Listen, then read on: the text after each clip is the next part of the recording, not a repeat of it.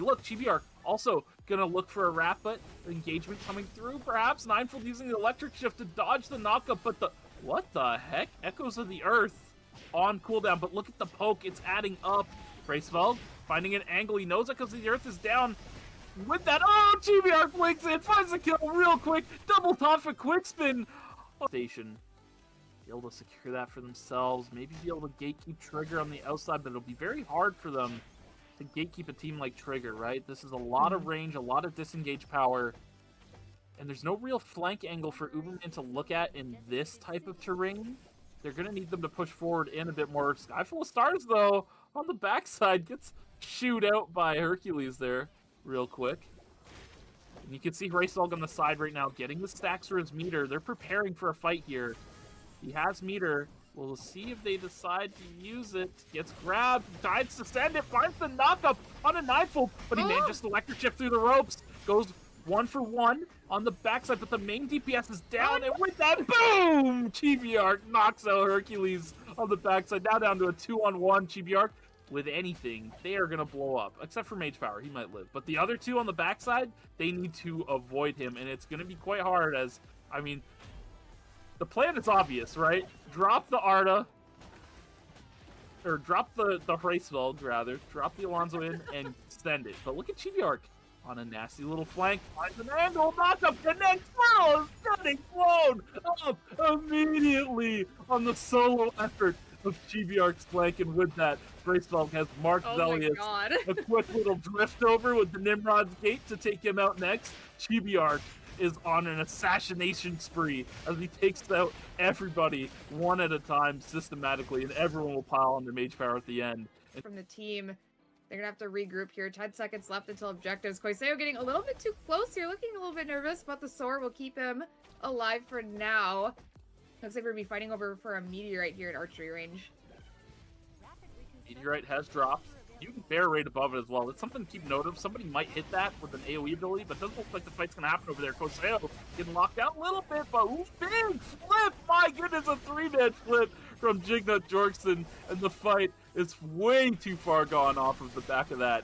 Full play to the side of locked in. Last, run Lumi's pockets here, but going to get split up from each other a little bit here. Internet Rap taking a lot of damage. The Leaping Strike comes down. All useless trying to lock down a stereo here. It's just in the front being a big twin rush as well. With Rito employee, they find 2 kills quickly.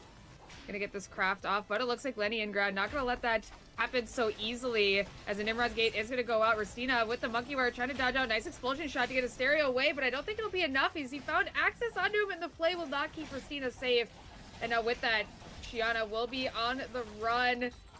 Oh, the pullback could do a lot of damage here, but it's not going to get the kill. Still on the run from Internet Rap and Dona.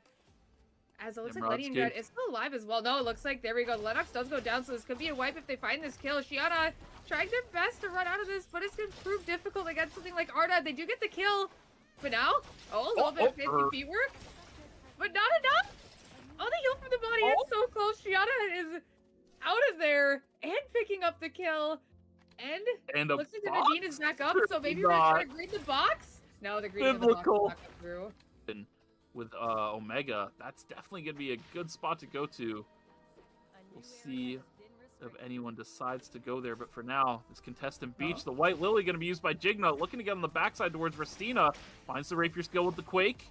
Gets a little bit of freeze action off. Looks like the freeze is gonna hit. That's a come on the backside with Koiseo jumping in as well as just as insurance. Jigna pretty much finding that one-shot on his own as Deus on the hedge, and we were doubters, but look at him, aired out Shiana. Oh, never mind. Oh my goodness. Wow, what a turn from Shiana. It looks like they may have found something here. Delinko a little bit split off, but I don't know if they're aware of that. He is behind them. I think Rune's gonna spot him out here. Yeah, so it looks like the fight may actually just start. Rune trying to stay safe for the time being. The freeze is going to go through. I believe Rito employee is taking a lot of damage here. Rain of the Vampire Queen is going to take him down. Delinko low, but the healing from the Rain of the Vampire Queen going to keep him alive, and now stuck in a 2v3. Delinko trying to... Oh no, Al just pushed him out of the blank cartridge. but we'll see if they can savor that here. Al gonna try to go back in. Some good damage coming out from the both of them. Rito down. They want to push this while the health advantage is there, trying to find the kill on the Theta Kai. Blink gonna go through for Rune, but now Eclipse is on top of him. How do you get away? Rune is trying to escape or maybe get a kill, and it doesn't come through. And Berserkers here are gonna take our second lobby of the day, I assume, pretty soon here. But Al trying to see if he can get something done. Maybe he can get a kill. The wall's still gonna come through. And yeah, with that, he will go down. For now, gonna jump into red, actually, and with the super soldiers on the other side, should be safe for now, but look at Nine. He's able to cut this off if he want... VLS? Nine. Oh, no. Nine's gonna try to land on top of Racina. Okay. Oh, where is Nine going? He's thinking that they're gonna go to the Hyperloop here.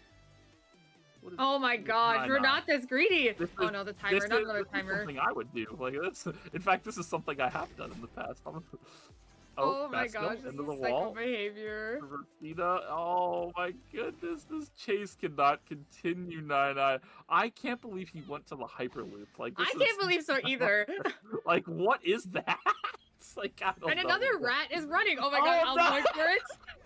Oh my goodness. No, the rifts are taken. That is so sad. Oh man, please stop. Just stop. Oh no, I can't watch.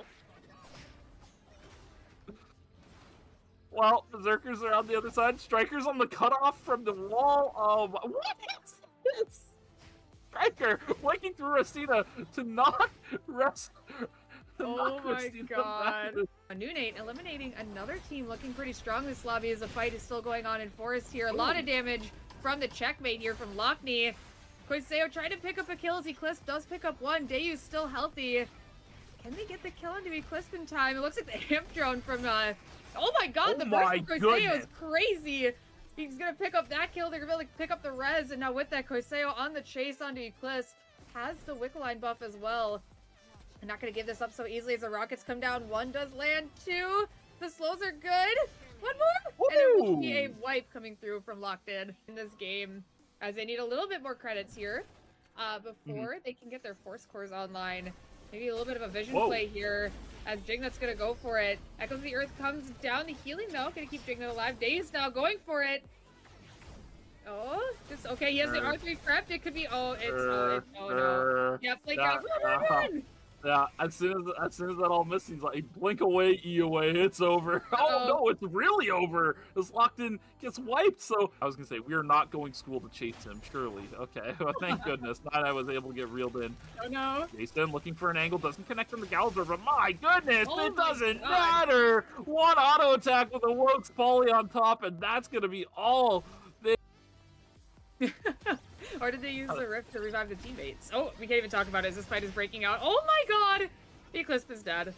That's, oh, and the combo, it just keeps coming out. That's Nekinia. Just seen solos getting their heads ripped off by various, like, just solo kills going across the board all over the place. Ninefold, oh my goodness, that damage.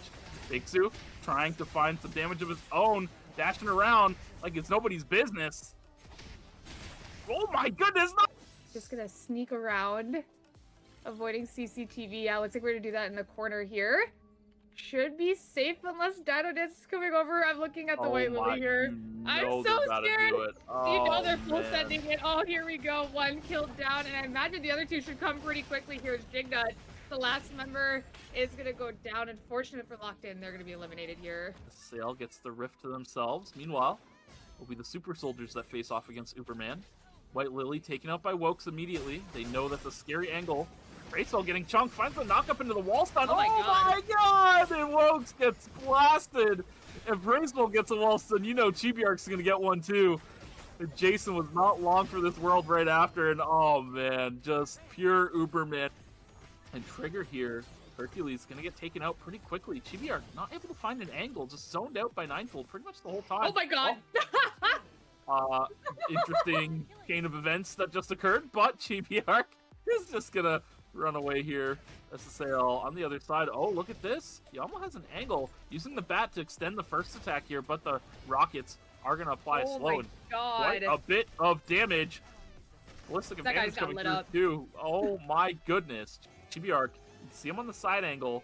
Yeah, he's getting droned. He's scouted out by Wokes with harpoons. Like, they really do not want to let them have some sort of angle. And look at, they try to triangulate. What does Super Soldiers do? They back up in unison. They make the triangulation a proper formation. Jason, what the heck? Oh, little fancy there as Fuichu goes down immediately.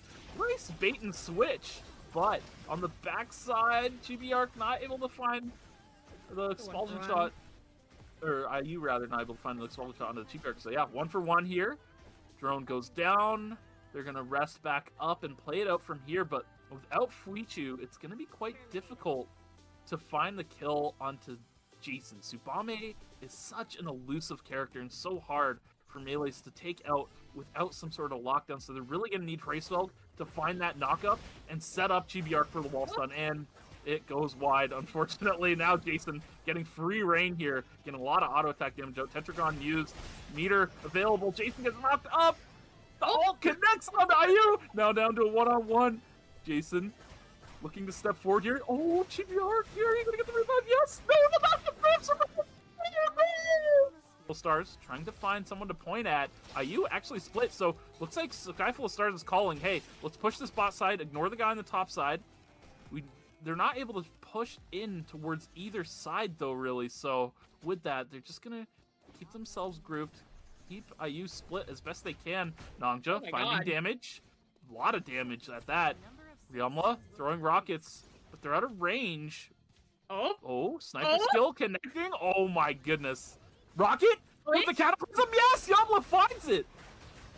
Oh, with that, oh my god, it's like a 1v1 on each side. Wokes trying to get the kill into Nongja here. The E just not barely enough. The off limit's not getting him out. Now with that, it's gonna be a 2-on-2, but Yamla trying to punish Wokes for doing this here. He's gonna pick up the kill. And it looks like Nongja's body is actually still up, so they're gonna go for the revive here. Just play it safe as Yamla gonna get the combo onto Jason and actually not even need Nongja. Grabs the meteorite. No, he's not gonna grab it as the engagement has come through from Freysfeld. Jumping on the backside, Magnetic Storm coming through, able to buy so much time here. Super Soldiers looking like they're going to get eliminated unless Jason can fight back. Oh no! Trying to, yeah, the White Lily getting messed up as well. Nimrod's Gate comes through, Fuichu jumping in. Oh wait, the DBR also coming through, but not able to land anything. Jason is going to win out. Third blink on reaction to dodge that Q for Fuichu. Fuichu throwing out skill shots, everything on cooldown now. Down to a one-on-one. Nimrod's Gate gets dropped. It's close proximity to Super Soldiers, but they're heading the other way down towards where Locked In is, who is on their feet here. Ultimate connects. Oh my goodness. Lockney gets blown up. Koiseo landing the coup de grace onto Wokes, but uses the stasis on the backside, and with that, all of Locked In has been taken out. But not too much. Dodging out on the Spring Trap, trying to go for the smash to smithereens, but maybe gonna pick on Bakesu here with the Spring Trap. As the fight has started, Squirrel taking a lot of damage, but he's trying to be careful on this chase. The Skyfall starts here for the third party, blinking forward into the midst of all of them here, and now they just put themselves in the middle. Nongja getting chased on by Dino Dance here, striking Tiger into the other team to try to escape or make something happen. I'm not sure. Yamla doesn't have any timer either as the safety drone going down. Dance Macabre just land on the Gala here. Yamla trying to make it back into the zone, but SSAL, with an unfortunate third party, will be the team that's eliminated here. Now Dino Dance on the run from Bakesu. Striker has quite a bit of shielding here, trying to keep them away. The timers are getting low. Nine Eye actually jumping in, trying to maybe give them the movement speed, but missing out on that one. Dimensional Strike being used by Gala, but it won't be enough, and it will be Squirtle Squad winning out on that one. The Cliffs, it's finished on the other side.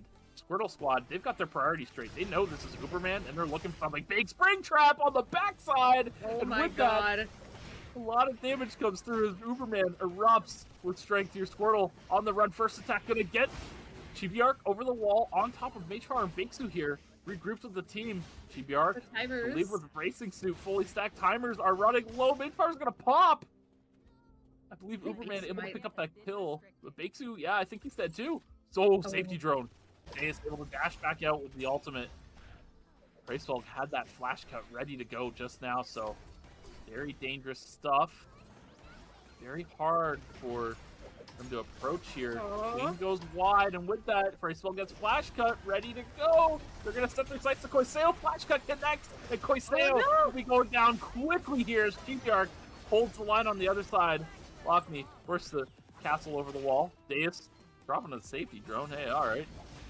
And with that, Deus will get taken out by the third party of Dino Dance. But Uberman in a lot of danger here on this third party. They're down cooldowns. Corpses on the ground.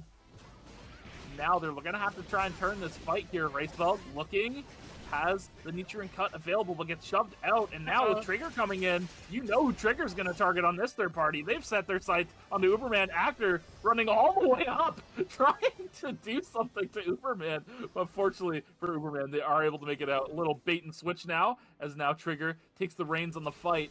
Actor getting aggressed on by Racebell. He's going to get taken down momentarily here on the other side of the fight. Chibiark holding forward on these range characters. Springtrap connects on the Ninefold. Down he goes, Hercules. Now, okay, yeah, guys, right. They all know the checkpoint team's up here, so it'll be a united front to try and take them out before anything else. Again, Dino Dance has their priorities straight. Flip gonna get parried by Racebell, so he will stay safe for now. Springtrap gonna push Chibiark out for a little bit, but Uberman trying to hold the line up here against Dino Dance with this wick line buff damage is stacking up. Clear cuts coming through, but now Hercules and Ninefold come back in. The revives coming through to give Nine Eye an opportunity to escape if he gets dove onto. Now, Uberman going in. Chibiark getting some damage down, but here comes Galazor dropping a bit of a return fire here.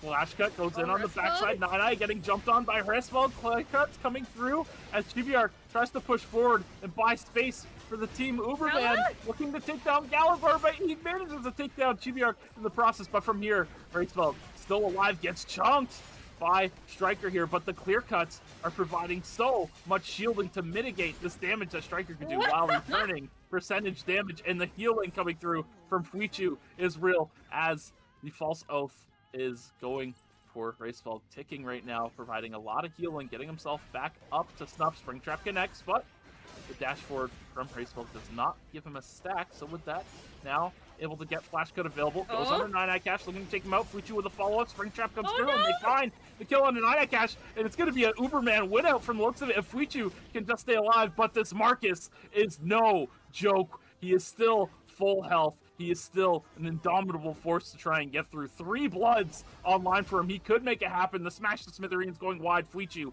able to dodge out on it. Now, Racebell trying to play it out. His ultimate should be coming back soon, so with that, he should have enough damage to be able to rip through Striker. It'll just be a matter of time, but we'll see what he could do.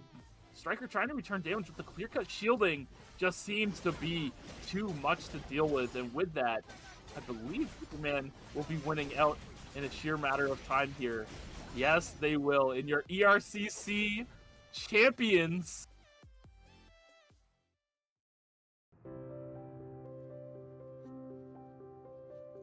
안녕하세요. 이터널 리턴의 서비스 사업 디렉터 임성민입니다.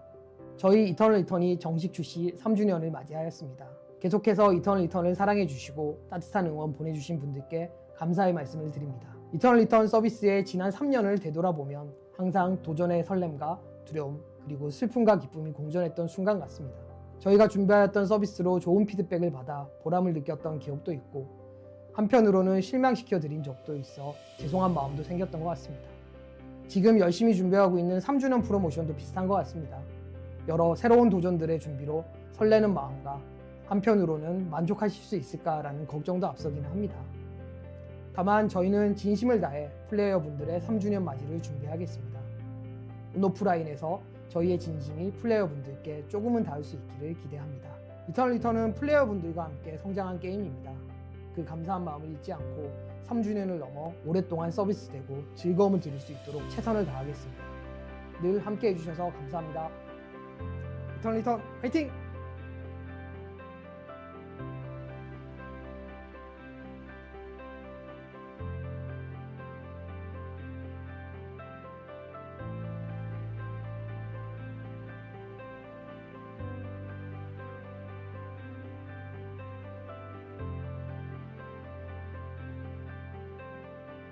안녕하세요. 루미아섬 생존자 여러분. 이터널 리턴을 사랑하는 여러분과 함께한 시간이 어느덧 3년이 되었습니다. 지난 시간 동안 여러분이 만들어주신 수많은 순간들과 이야기를 보며 이터널 리턴 이 게임이 단순한 게임 서비스를 넘어 함께 만들어가는 경험이 되고 있다는 것을 느낄 수 있었습니다. 돌아보면 저희에게도 부족한 점이 많았고 고심한 순간들도 있었습니다. 그럼에도 불구하고 우리가 여기까지 함께 할 수 있었던 것은 언제나 변함없이 곁을 지켜주신 생존자 여러분 덕분입니다. 진심으로 감사드립니다.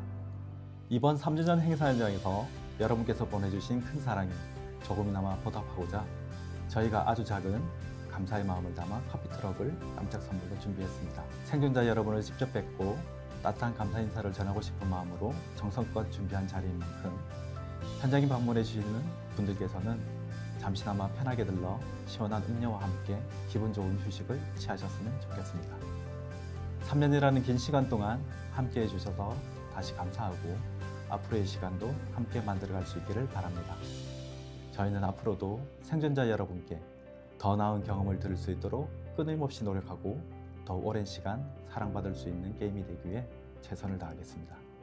이터널 리턴과 함께 해주셔서 정말 감사합니다. 이터널 리턴 화이팅!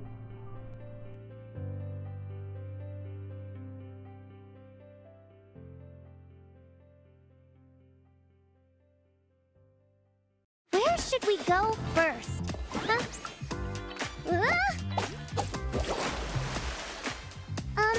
It's my first time at a festival, so my heart is racing so fast.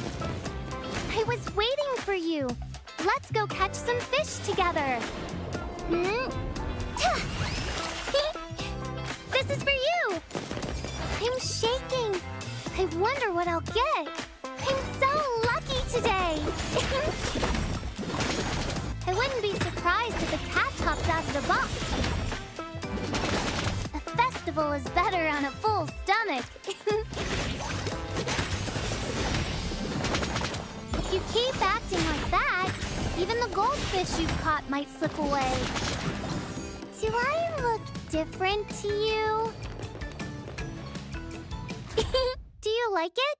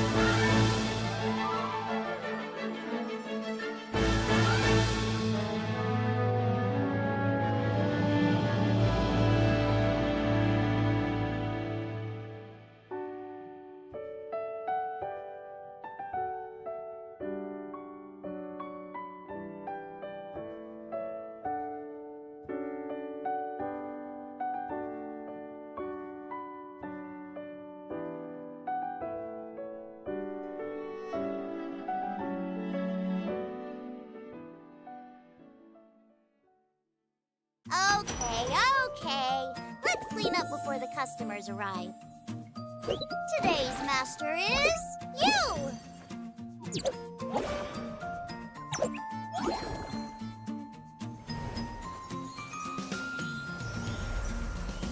This should keep me out of trouble, right? Is there a drawing you'd like to see? Should I draw a squirrel for you? I'll fly anywhere immediately. Did you call me? I want to help you too. Welcome, Master.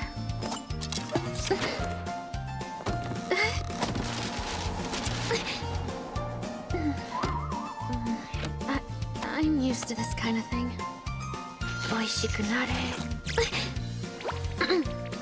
Moi. Is that your wish, Master?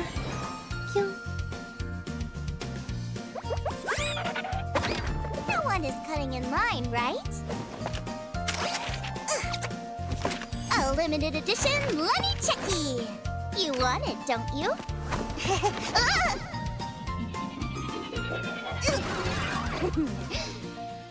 Mmm, delicious! Your favorite maid, Lenny, has arrived! That's it for today's service. Thanks for coming, everyone.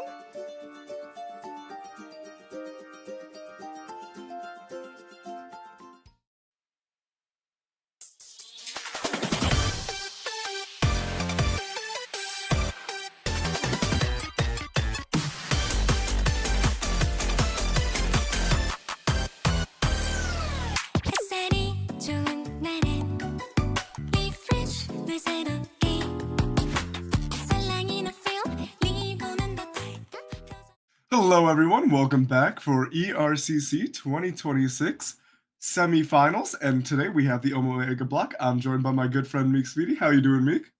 I'm doing pretty good. Had a nice, relaxing morning. Slept in a little bit, 8 a.m. is sleeping in for old man me here. Like for everyone else, not so much. But yeah, had a really nice morning so far. How about you? Doing great, and yeah, you're right. For the average eternal return North American player, I feel like 8 a.m. is maybe still very early, but well, anyways, we can get into that overview and talk about, maybe what they're scheduling for and making sure to wake up for this time, hopefully, as we do see that today we're on day 3, which is the Omega block.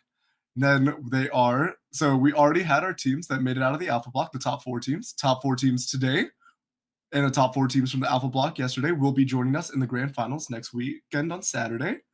We're closing in on the end of it, fearless format, same old thing from this ERCC. But what is different is the teams joining us today. If you want to go over for that for us, Meek.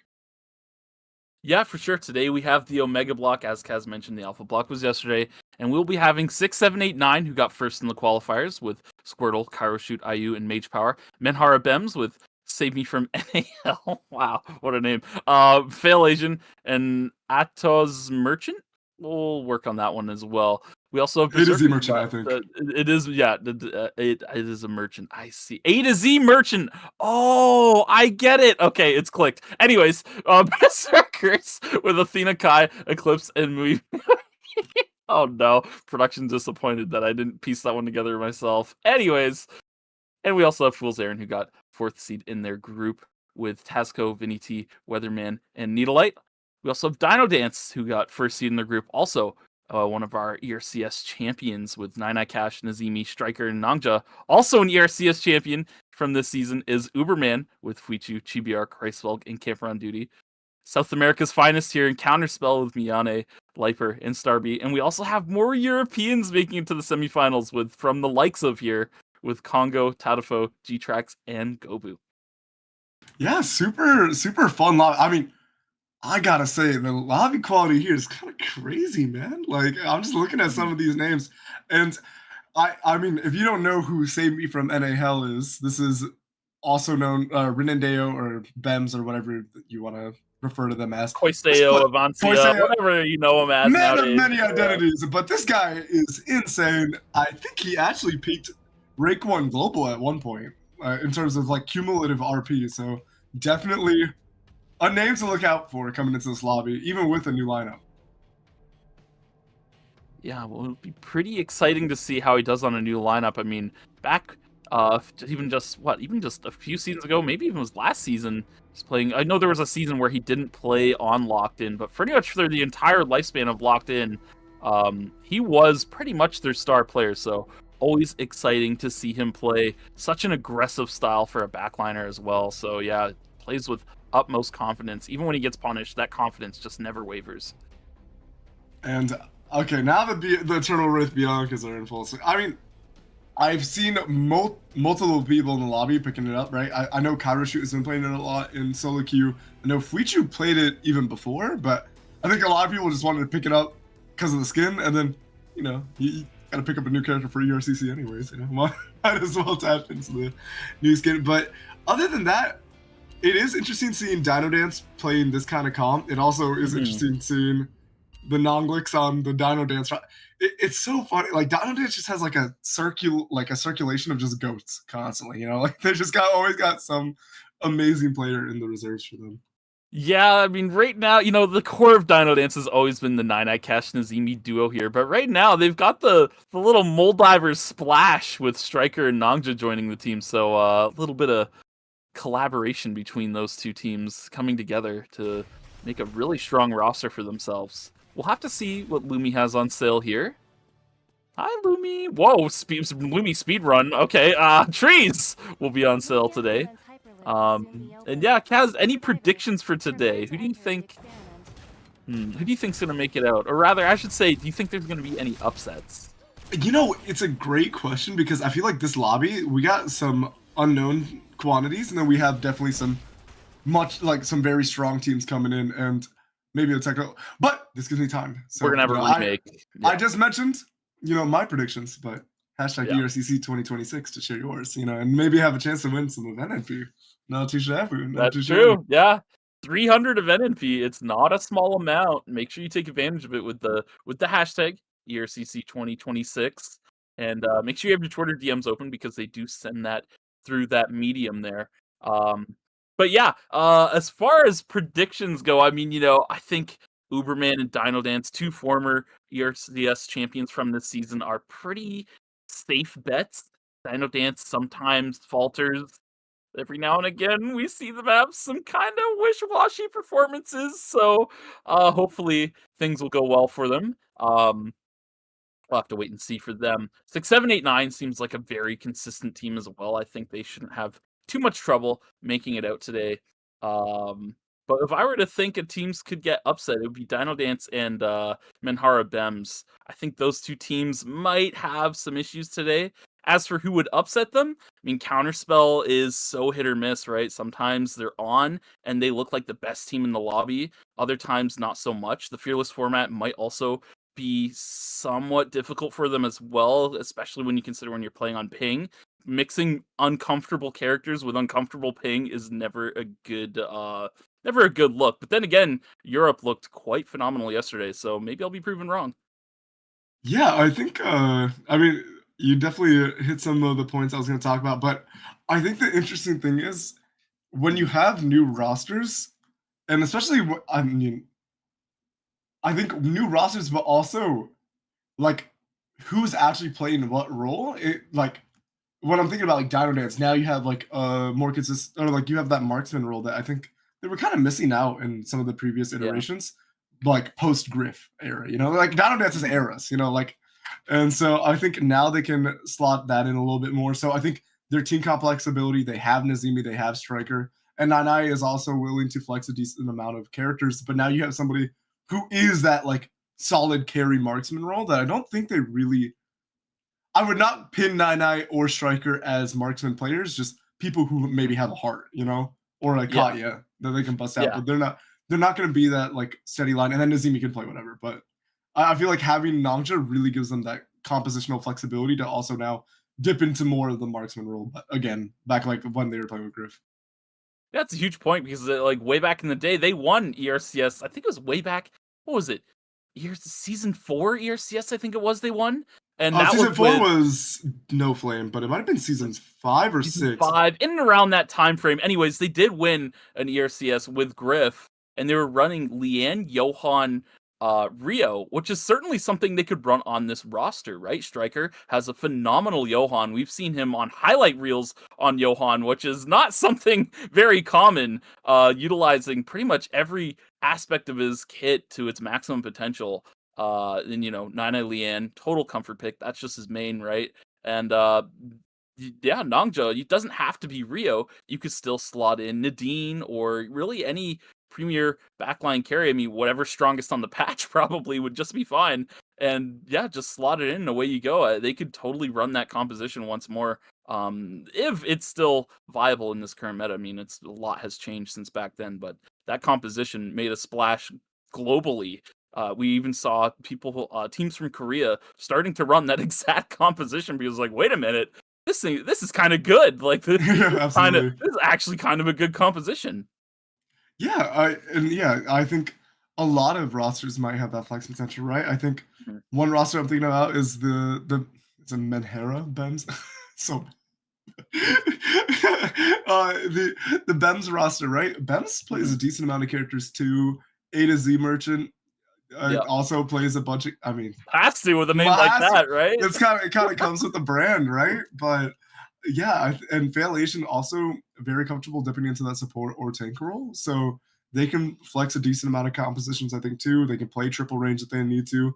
They can play, those support like duo backline comps. They can even play like the super carry comps, and obviously they can play front to back, right? And I think that kind of level of flexibility per lobby is really important for ERCC because you want to play. You have off comps, right? But you want to give your off comps the best matchups. So being able to flex it per game and not kind of have a really rigid plan of like games 1, 2 this comp, games 3, 4 this comp, games 5, 6 this comp is what gives you the edge. And honestly, it's going to be what wins you a tournament in like a checkpoint format. It's like being able to match up fish and give yourself the best opportunity. That's something interesting to talk about too, is how ERCC is going to function with checkpoint, because historically, I mean, once game 7 hits, it's a full reset. And lately, checkpoints have been ending on game 7 typically. So it's, once game 7 hits, everyone's going to have their full picks available again.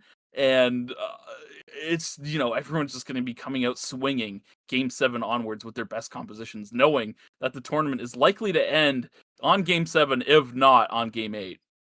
Yeah, the game 9, I think, is just like gonna be a myth for It's a very so long time. far-fetched. Yeah, it's hard to achieve that. Stars really have to align, but I think the ability to, if you're going to want to snipe those games 5 and 6 in this kind of format, it's really gonna be up to how you kind of play the draft to give yourself the edges in that game where you're on checkpoint. And I think it's the same thing for these lobbies, right? Because you want to accumulate as many points as possible, but like also having that heads up and getting that like rehearsal and how to draft for the lobby going into checkpoint or going into grand finals, because I think every team here is playing for grand finals, right? So you should be playing to not only win get your top 4, but get the good practice in on whatever you're trying to like rehearse in time for the grand finals. You have scrims for that, but nothing's going to give you the same experiences on the day, for sure. Yeah, for sure. Tournament experience triumphs over all. That's why some of the teams that we've had that have been around for so long, or some of the more experienced players with so much tournament background, have that edge come tournament day. We've seen teams succeed over and over in scrims, and then come tournament day, they just flop. And that's all attributed to just having tournament experience. Teams like, Dino Dance, Uberman, Trigger, these teams that have been around for a long, long time, they make it to grand finals over and over again because they've went through the motions so many times. There's no better experience than experience. You know what I mean? Absolutely. Like, yeah, 100% preparation is key, and being exposed to these situations over and over again is the premier way to succeed through them. Yeah, I mean, you just kind of had to go through the gauntlet to steal that that ability to handle pressure. And I also think, again, I think one of the best ways to do that is just get those reps in, right? And also come in with intent, right? I think the best teams come in with the mindset of like what they want to get from every game they play, like in some way, right? Like either like they're practicing this comp for this series, or they have specific goals even in lobbies like this lobby, right? Because if you want to be the GOAT, you already know you got to win this anyway. So now you got to come up with like what you're taking away from this. Yeah, for sure. And it looks like whatever issue we had to cause the remake has been resolved. So we'll be getting into game very shortly. All the picks, I believe, had to be completely... Oh, I see. I actually can tell you what the issue was. Teammates swapped characters, augments were fixed and could not be switched. So apparently there was some sort of issue where one of the teams had their teammates swap their character picks after draft, and augments were not switching over. So hopefully that has all been resolved, and we should be good to go here. Yeah, I don't think it's even possible for that to be an issue, because they have to lock in the same character, so you might as well just lock in. Each person locks in the character they were going to play anyways. Yeah. You have access to the exactly. But reminder, hashtag ERCC 2026. And what does Lumi have for us today? Yeah, the sales do change up since we are in a new lobby now, and it's Mickey's Meteorites. Oh, yeah. Not too shabby. I mean, yesterday we didn't have a single force core lobby, which is definitely the most impactful thing for Lumi to sell. So, it'll be interesting to see if we get one today, because, you know, that really is the big one for early game tempo. This skin is so good, man. The skin, yeah, it's awesome. Also, I don't know if you got to see it, but there was a short on the YouTube channel that Whippy animated that was so good for the skin. I hope like somebody in chat has the link or something, but I think they did a fantastic job, so I wanted to shout that out too.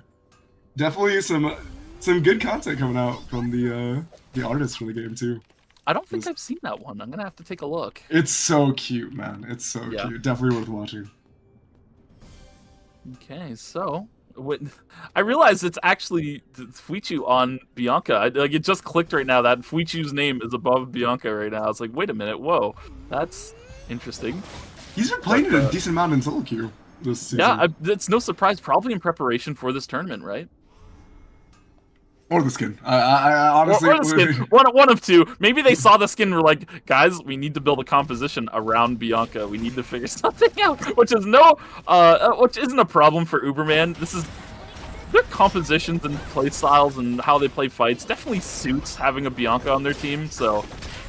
And as you can see right now, they're grouped up down in the barge and running things down here, picking up 2 kills right away. Yeah, I think... One of the, I was gonna say, yeah, absolutely. Uberman really loves their kind of, like, everybody takes their ones kind of fights, and Bianca's one of the best enablers of that kind of playstyle. And Kairashu also busting it out, but maybe in a similar vein, other than, like, the Fiora of that. Oh, goodness, I can't even think of the original team creator because it's been played so much in ERM. But the Fiora, Rozzy, Bianca comp, right? Where everybody takes their ones. But with the Alex instead, a little more CC coming out, but a little less damage, right? But I'm pretty sure Mage Power can probably get his one. Tatubo coming in from the wings, by the way. A little bit of a jump scare, as we do see Eclipse giving chase over to Hresvelg. Hresvelg is going to get some support from Shibiark, but I don't know if they're going to be able to turn this. Fuichu spawning on in, though. Eclipse is going to be using that Plasma Dash to go on in and try to secure that kill. Fuichu's going to take the tactical retreat now, knowing that their teammate is down. We're going to see the inputs coming out. From Eclipse? Oh my god, that's Wait, I didn't even notice that they immediately packed over to the teleport, and yeah, they got the perfect spawn for it too. That's pretty crazy. That is, well, watch Eclipse here. He will dash into the Hyperloop, take it immediately to cut off Fuichu. No indecision about it, no hesitation. Catches the rattle off the bat to get the wall stun as well. Wow, crazy stuff from Eclipse. I mean, it's also quite fortuitous. I mean, but you know, it is. No, it's a 1 in 4 chance for sure. Like he's got a 25% chance that that's. But he just saw the luck puzzle piece falling down, and that's all it takes, right? Sometimes you just see it. Like your eyes can visualize the luck, and it just comes to life. Shibiark is going very hard on Miyane, and yeah, I mean, with the full cavalry of Counterspell, definitely gonna get punished for that. Meanwhile, over in Hospital, Squirtle dodging out on that blank cartridge, but it's not going to matter. The whole team of Berserkers here, ready to take him down and claim a kill for themselves. On the top side of the map here, Dino Dance heading into Temple. Looks like they're going to try and contest this tree when it spawns in 45 seconds. Looking across the map, some teams kind of split up, but most teams are pretty grouped up for the most part here. Meanwhile, down towards... Bem's getting punished for his aggression, soaring forward, thinking he's gonna have the ones with Tazco. Little does he know, Needlelight was just waiting in the wings outside of vision, and that is gonna put his team in a bit of an awkward situation here. They're gonna be on the back foot away from the objective here, while the rest of the other team gets ready to take it when it spawns here. 50 more seconds until objective rotation spawns. Uberman has a third-party opportunity here, and they're gonna take it. Find their way to a quick kill in the Cairo shoot. Now, 789 in a little bit of danger. Fortunately, the Rozzy's able to make it out. Oh, triple knockup by Eclipse here to stop the engagement, but stop it. He does only delay. Wait a minute. No, okay. I was about to say, we are not about to see Fiora moments back-to-back days, right? No. Chibiark able to clean up that kill. Athena Kai trying to stick the revive here while Eclipse buys time, but the trees aren't even taken here. Huichu looking to just kite it out as he does have the tree in his pocket while the rest of his team tries to scrap it out here and find some kills. Good buffer from Mui to get himself out of that knockback. And Ricefeld will be taken down as well, but the tree does go over to Uberman. Yeah, and Fuchu hasn't slammed the tree, so I wonder if they're trying to save it and give it over to the... Well, what do you think it would even... Oh, yeah, what do you think it would go to in this lineup? The Piolo headpiece? Oh, convert it to a meteorite from the moon. Okay, duh. Yeah, the meteorite conversion seems like a pretty easy choice. And then goes I'd to imagine they're going to want to funnel Yeah. over to Chibiark. You're going to want the Fiora to have... Yeah, you're going to need this Fiora to get some itemization going because she needs it. Out of everyone on this team, she is the most item dependent, I would say. I was like marveling at the Fiora like phenomenon that has hit MA, but like after playing the character again, this character's so fun. Opportunities to, oh my goodness, Fuchu getting a 1v3 by the way, very well played on Congo there, but G-Track is going to be able to trade out on that, and I mean the likes of are doing pretty decent in their tempo going into this game, not sitting too bad on their team score, as we do see Chibiark getting slammed down by the entirety of Dino Dance. Luckily, didn't call in or have a force core sitting in the inventory from like a fire station call, or police station call in rather. We'll see where the likes of head to here. Perhaps it will be, it seems it'll be the likes of in Chapel here. They're going to try and take this rift, but they aren't alone. Berserkers are in the area as well, looking to also take it. And they do have displacement in the form of Marcus to try and stop them from taking it. Meanwhile, on the other side of the map here, 6789 securing Lumi. He's currently in credit mode. And here comes the engagement from Tadafo, looking for something. The Reign of the Vampire Queen goes wide, but the cooldown expenditure might not matter if they can get themselves in here. Knockup comes through. Tadafo gets split from the pack. So it will only be two of the likes of making it to the likes of the Rift, where they will face off against Uberman. Yeah, but honestly, not the worst case scenario. They still get the Rift, and honestly, they really wanted the Rift for the call-ins. If you're looking at the likes of, they haven't been able to call in yet. Mm-hmm. So just having an opportunity to safely call somewhere, especially with how, like... and the Venn diagram of... We're going to be seeing that a lot, I think, for the next couple... At least the next two games, right? It's just, you know, you're going to see the two circles line up, you know, and then the amp drones and everything. It is funny to see the Bianca mirror match though, because you really do end up with like just the entire ground painted. You're like what? I think this skin's purple, right? So you know, but yeah. Otherwise it would be like red. I don't know. There's a gold Bianca skin, right? Two. Cadet. Cadet. Yeah. Okay. Yeah. So, but yeah, I mean, Bianca's ultimate takes up so much space. It's just like. Honestly, one of the concerns I have when I play against Bianca is like visual clutter. Sometimes it's hard to keep track of things in the fight with so much going on, especially because Bianca just adds so much chaos. Yeah, 100%. Oh, speaking of Bianca getting some oh, no. Congo's gonna get robbed! Oh, the meteorite is gonna get stolen from his rewards of killing the bear. Chibiark will gladly take that off of his corpse here. Real unfortunate for Congo there. Meanwhile, on the other side of the map, Squirtle in a lot of danger. Actually gets taken down. Eclipse is just up there alone doing it. Finds the flip onto Mage Power after the parry. The rattle connects. The damage is real. Mui and Athena Kai are able to sit back, relax, and well, they're waiting for day 3 to kill him. Oh, that is evil energy from the side of Berserkers, but certainly the correct play to make. Yeah, I think you definitely want to attack teams as much as possible when you get the opportunity to. We've seen a little bit of a contest over this school control between the likes of Menhera Bems and Fool's Errand, but I mean the neutral game is... This guy is just winning. Yeah. I mean, it's so one-sided, right? You have a Rio and a Justina backed by a Charlotte versus... I mean, the only person who can really play neutral is the Kaya, right? And the Kaya has to walk up to auto. So she's gonna take a lot of that poke damage. And Tatufo still hasn't gotten a call-in yet. This is pretty. I was talking about good tempo, but it's suddenly become very, very bad tempo for the likes of. For the likes of, yeah, it's gonna be a little rough here trying to take this fight. Congo does stay alive quite a long time. Actually, Great stayed up the fear whole from time. Tadafo. Oh my goodness! Tadafo on the backside, able to get the fear off as well. It looked kind of grim for a second, especially when you consider their tempo, but they managed to win out. Lifer is so low, he's going to see fighting on the other side and scram as Racefelg is on the run here. We'll see where Racefelg decides to go, maybe opting towards the Hyperloop. He does see that somebody's calling something in red. He can only assume it's revives happening. So for now, Uberman will just try and get themselves grouped up with each other, find the revives where they can. Counterspell, though, wow, I mean, that was very dangerous for them. Imagine if Tadafo had a persona. That's all I'm saying. Yeah, I mean, that's just a wipe, yeah. honestly. It would have been the difference between getting the lethal kill and not. You'll see it here. I mean, still fantastically played on the turn because they are on a deficit, right? They are on an item disadvantage. And the fight starts out horribly for them.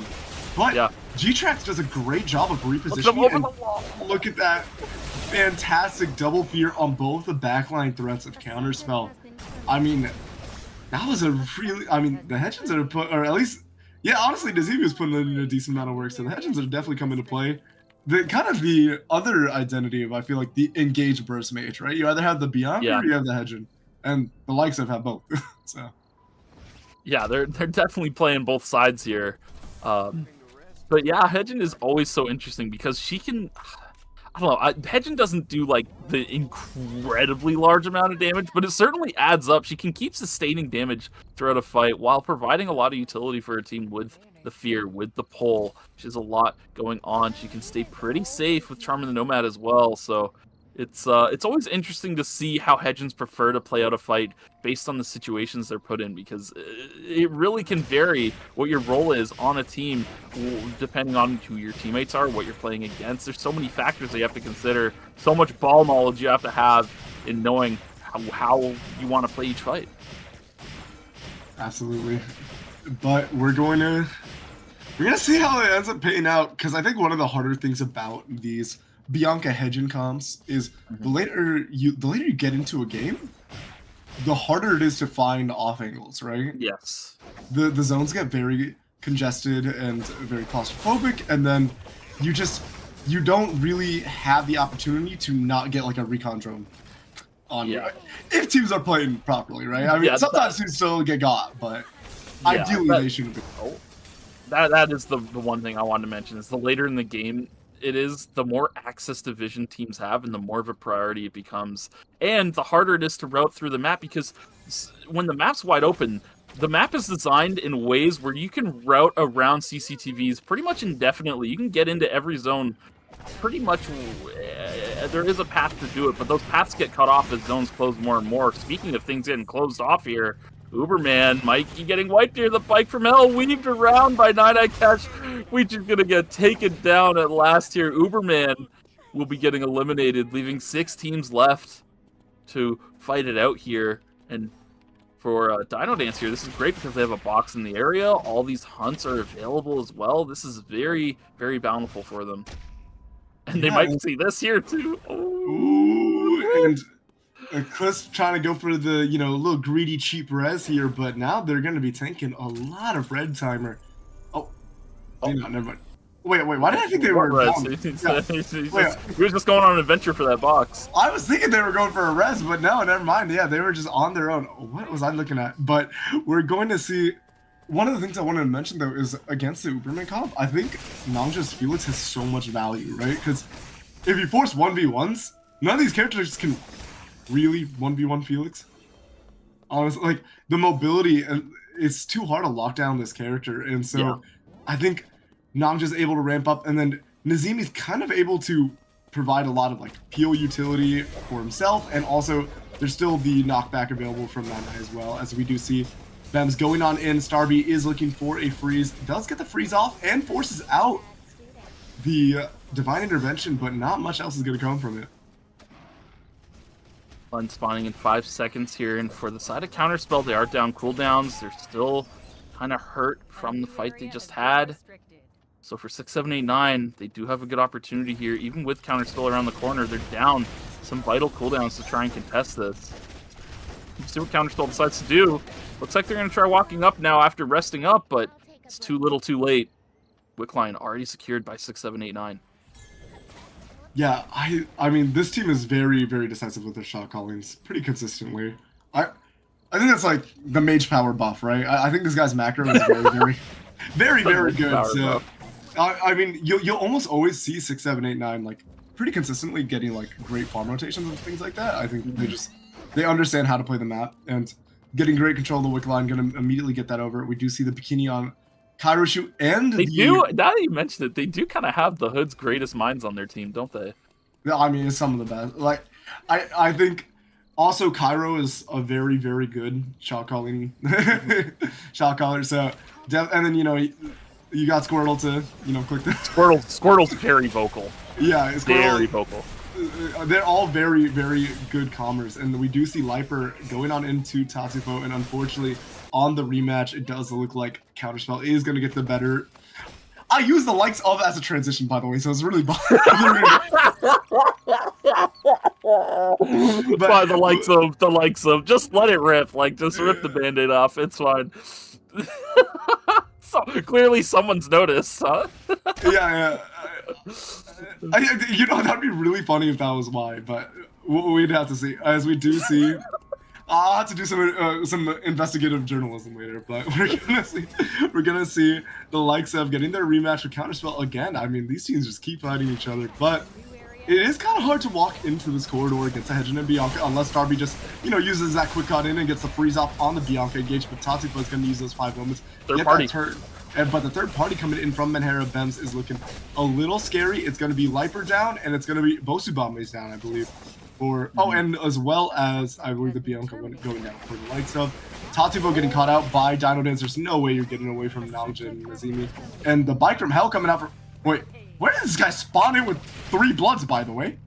I don't know how... I don't know what's going on with him.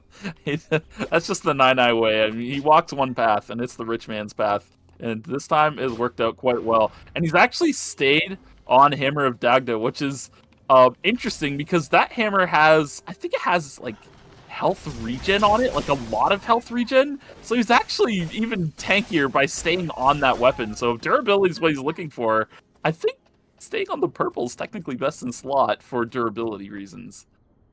That's interesting. Does Dagda also have defense? Because I know there's other hammers that give you... I believe it has, I think it has defense and HP read. I don't know. I haven't looked at that weapon in a long time, to be fair. Not too many people build it, so it's pretty interesting to see it get busted out. Magnus is very, very far away from the Cast Cross character pool, so my ball knowledge on Hammer Magnus technology is not really there. But we are going to see Counterspell getting this Lumi pretty uncontested. We do see Berserkers, I believe, on the bottom edge of this forest. We do see that 6, 7, 8, 9 have taken control of Hotel. Dino Dance walking on into forest, and behind Dino Dance is going to be Menhera Bem. So lots of teams in this quadrant of the map.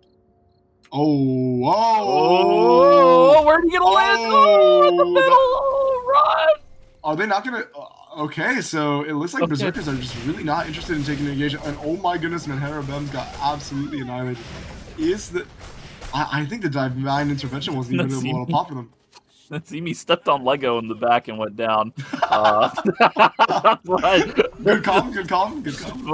But yeah, very well done by Dino Dance. Outside of him giving a little donation point, a little freebie, if you will. But yeah, Berserkers are they're just quanting out. I mean, they're okay with how many kills they've racked up, perhaps not very confident in their current game state. So they're willing to just hang out, relax, and try to rack up placement points. And so far, they have racked up some placement points by adopting this strategy. It's actually not the worst. Yeah, I mean, look at their items, right? I mean, poor Eclipse here with 2 purples. Athena Kai also 2 purple items online. They're going to use an EMP to knock out that vision so they can get around CCTVs and the ward by routing against the wall. So yeah, they're completely unknown in Hotel right now. And with who's with them over on the other side of the map, Dino Dance. They love crashing the party, so it actually looks pretty good for Berserkers to stay where they are so long as they don't get detected. One of the changes they made, though, that really hampers this strategy, this is a long time ago they made this change. They added Ravens to the game. Ratting became... there's been an active effort against ratting all the way since solos, and I think Ravens were like the nail in the coffin. Yeah, Ravens are pretty big snitches on your location, right? They can alert the players and... Also, just giving more EMP drones in general too, right? Like even if you kill them, right, you get the spread of vision, you get the extra EMP drone. Vision is in the late game is just in abundance. And yes, it is very hard to actually find off angles or places to hide. It's just you really have to get kind of creative to find an ability to rat. But we are seeing Nazimi taking a decent amount from these Molotovs, but. Yeah, I mean, Nine is just, Nine doesn't care. Nine is unkillable. I don't know, he's taking a lot of damage here. Liper is letting it rip on him, but the Solar System Miniature is going to get activated and keep him alive. I think Liper pumped about 20 auto attacks into him while Adriano was also burning him. He just only got dropped to half health, so... he's pretty tanky with triple bloods. Who would have thought? And with that, Berserkers are able to scout out the temp zone. They know nobody's here. They're going to send it on to Nanga here, try and find engagement. Nanga gets chunked pretty hard, but they're on the backside. Athena Kai going to get aggressive. Nine getting low, but he's got the bike from hell to get out. And with that, Dino Dance disengages for the time being. Athena Kai getting aggressive. Nazimi finds a fear, looking to take out Athena Kai, but not able to finish the job. Berserkers are going to retreat back to the temp zone. Miyane is heading in towards it, running out of timers, so this is great for Berserkers. They're going to be able to pick up a free kill. They're going to be able to... Okay, never mind. I guess Miyane feigning strength, maybe thinking it's a full team, but they do have full information at the top of the screen. 4 teams alive, 10 players. They know Dino Dance is here with them. They know there's another team in the other zone. They should know that Miyane is a solo if they just... I realized the information, so Dino Dance is going to get the kill, which is huge for them because they just burnt a bunch of timer waiting around. So with that, they get a timer refund for securing that kill, and that's going to give them a timer advantage against Berserkers who are heading in now. Yeah, and we're going to see the start of the fight, and Nine Catch is making a lot of space. Solar System Miniature pop, but look at the damage on Eclipse, and now we do see the dive coming out from Nanja and Nazimi. Knock up on Nazimi is good, but it's just not enough, and we will see Eclipse at least securing one more, but I mean, there's just no way to beat Nanja and Nine. And I mean, if you're looking at the credits, there's another blood waiting in the wings for the lineup of Dino Dance that are going to be really strong coming into this final zone fight against the lineup of 6, 7, 8, 9. And I mean, they've already racked up so many points for themselves. And I want to look all the way back to the initial engagement against Berserkers on that third party. Nine actually stunned Eclipse out of the follow-up knock-up from the Smash the Smithereens, and that's what saved Nanja. Nanja was gonna die to this CC. And that's what because the Smash the Smithereens hit everybody. Everybody was locked down inside of it.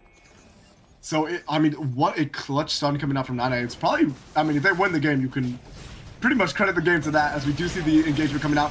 Kairoshu coming from the wings though, getting a pretty huge engage off onto Nanja. Nanja going down almost immediately. Squirtle getting chased down by Nine with the quadruple blood. Nazimi doing their best to try to win out on this, and Squirtle is trying to kite it out, but how do you kite out this absolute demon Magnus? And now it's a 2v2. These guys cannot kill Nine. So no, if they're able to get this reset, I think it's favorite for Dino Dance. Really great target prioritization for Nine. Kind of just selling Nanja, but Nanja was so cooked anyways. Might as well try to get that 1-for-1. And this quadruple blood Solar System Miniature Magnus is biking from hell on into Mage Power. We do see the Reign of the Vampire coming out, but a great Charmer the Nomad to disengage from the Nazimi. Now we see the 5 Omens coming out, and the CC on Kairoshu is absolutely devastating. We do see the Coffin being used to try to mitigate some damage. The Repulsor Missiles does pick up the kill, and look at Nine's timer. It's not great, but Kairoshu, I mean, I don't think Kairoshu can really stand much of a chance, but they're kiting him out expertly, and I mean, Nine's timer isn't that great. If they can keep this guy out of the zone, Nine's gonna decide to take the fight. He's gonna take control of the zone now, but he only has 1 second left. And that is very, very scary. I think Nine can take the engage from Mage Power and Kairoshu, but do they have the time to buy enough time for Nine to go up to timer? But does Nine have a Solar System Miniature that he's actually taking a decent amount of damage? And I mean, he's taking a lot of damage, actually, as we do see him go to half HP. Solar System Miniature is popped. Reign of the Vampire Queen is popped. Major Power is taking a lot of damage, though, and Nine is just not going down, but they will eventually pick up the kill with the, I think, really benefiting from that shred of the defense from the Helix. I don't think they would be able to do without it. Yeah, Helix is a huge... Wait, I've never seen this windscreen before. It is quite cute. Very good. Very well done. I like it. Yeah, you hit the nail on the head. Helix is definitely a huge factor against this full tank build. You're going to shred off so much defense that you will eventually be able to take him down. And one of the other things, too, is Bianca is very hard to take down in an extended fight. She's going to get multiple sanctuaries out, and if Nine does not have that heavy swing available, she's going to heal a lot of health back off of that. So, yeah, really well done by them to secure that win. I mean, it looked kind of grim. I was kind of down with the carry for carry trade, but Nazimi going down in that exchange of duos was the what's the deal breaker there? Yes, super clean. And I mean, I got to shout out Cairo Shoot for finding that engage on Nongja at the very beginning of the fight, too, because you do remove the primary, like, damage threat.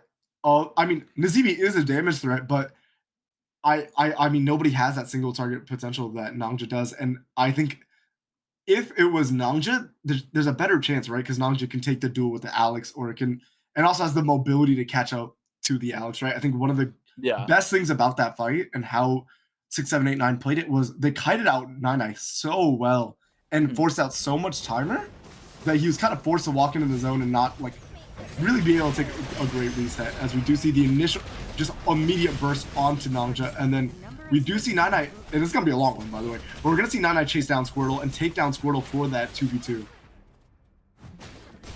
Yeah, he does eventually catch up to him, and Squirtle does a good job cutting out. A nice little sidestep by Nine there as well on the Q to prevent Squirtle from having another dash. But yeah, they do get the kill. But unfortunately, they're so far out in school that they have to burn quite a bit of timer here, getting themselves back in, safety drones as well. And that does become a factor later on, as Nine does run out of timer eventually after this whole exchange. Bikes on in, unfortunately not able to get the heavy swing off of Cairo Shoot to prevent the Reign of the Vampire Queen from going forward. This looked good here because I saw the fear onto Cairo and like, oh, he's going to go down, but heavy swing not available for Nine. No more CC available left for anybody. Means that Cairo gets to sit in Sanctuary, heal it all back up, and they find the angle to take down Nazimi.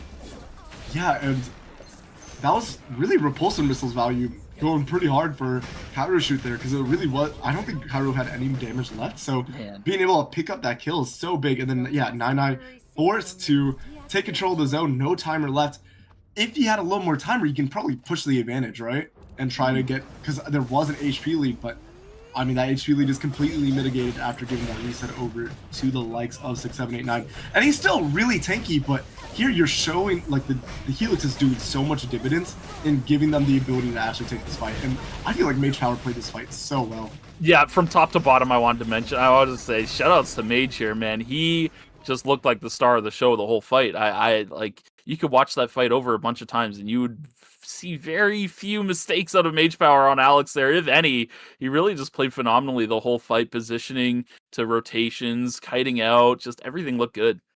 Yeah, super clean from Mage Power. But we do have the scores for y'all, so Meek, if you want to take it away. Yeah, sure thing. Dino Dance in first place here with 26 points racked up on the board. And 6789 is actually going to be in second, despite winning the first lobby here due to a shortage of kills, taking 19.5 points. Third place is Berserkers with 15.5. Fourth will be Menhar Bems with 14 points. Counterspell in fifth with 9.5 points. The likes of over in sixth place with 8 points. Uberman in seventh with 6.5 points. And Fool's Errand bringing up the rear with 3.5 points. Yeah, super dope first game. It is fun to see when teams are racking up so many kills that they end up at point leaders and the winners of the lobby. Like, that just means they were playing like a very high octane game, and they got a lot of the wipes in that lobby too. I mean, if you were playing for, solo queue, you'd be racking up a lot of RP, all I'm saying. But we are going to see Menhara Bems already pivoting to the Yumin. I think Yumin in a lobby like this where you might see a decent amount of melees is pretty prominent, but we were seeing, and we can see some triple range coming out because we do see it coming out from Counterspell, and I know the likes of we're also playing it.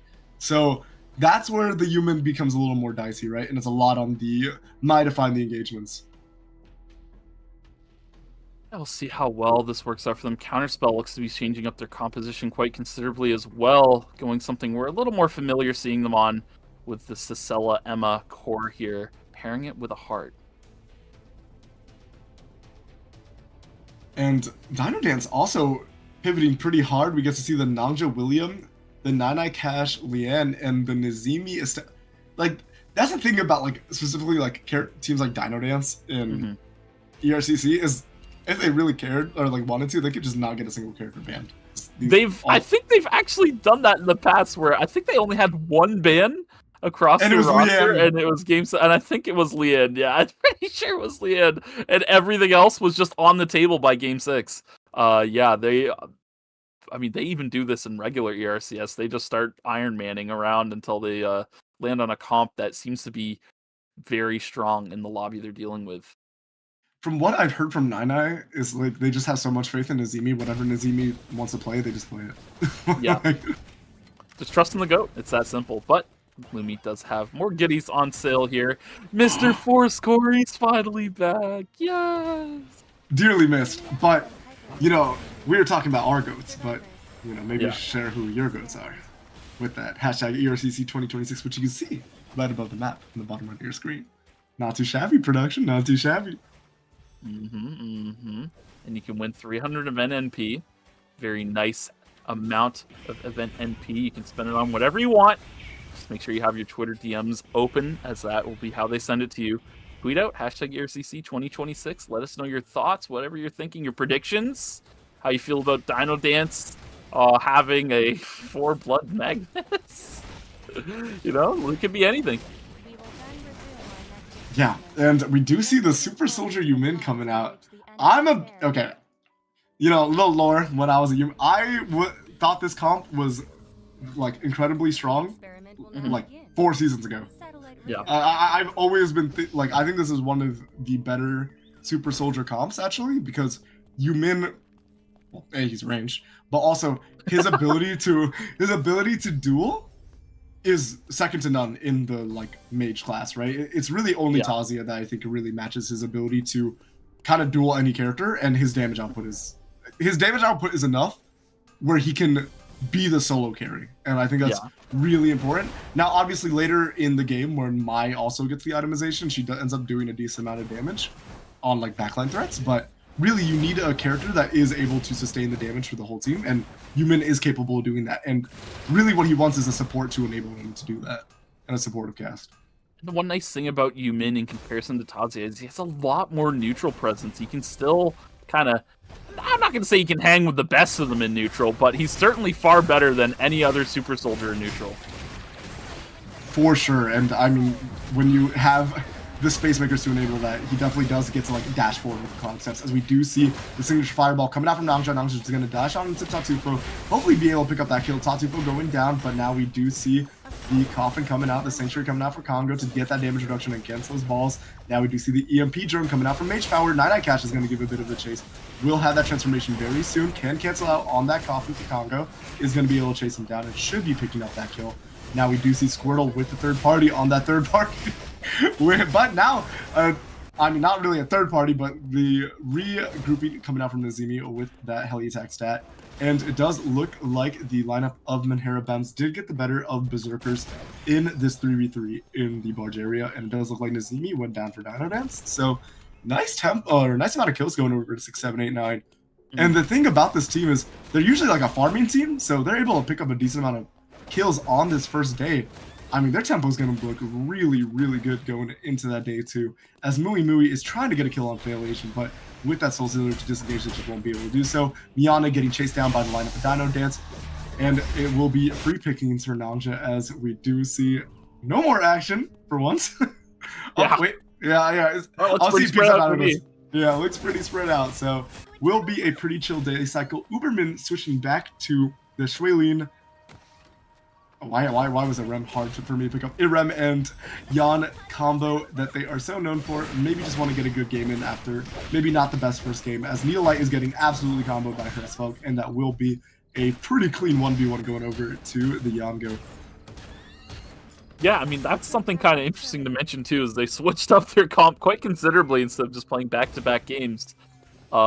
Something that is very real is a point lead and how it can affect how you play, and they don't want to have too much of a deficit coming into the third lobby. Fuichu going to be able to find a kill for himself on Mui Mui. Meanwhile, Chibiark running the ones with G-Trax here. Well, Steve's able to finish this off. Yes, he will be able to, so Uberman getting kills across the map here.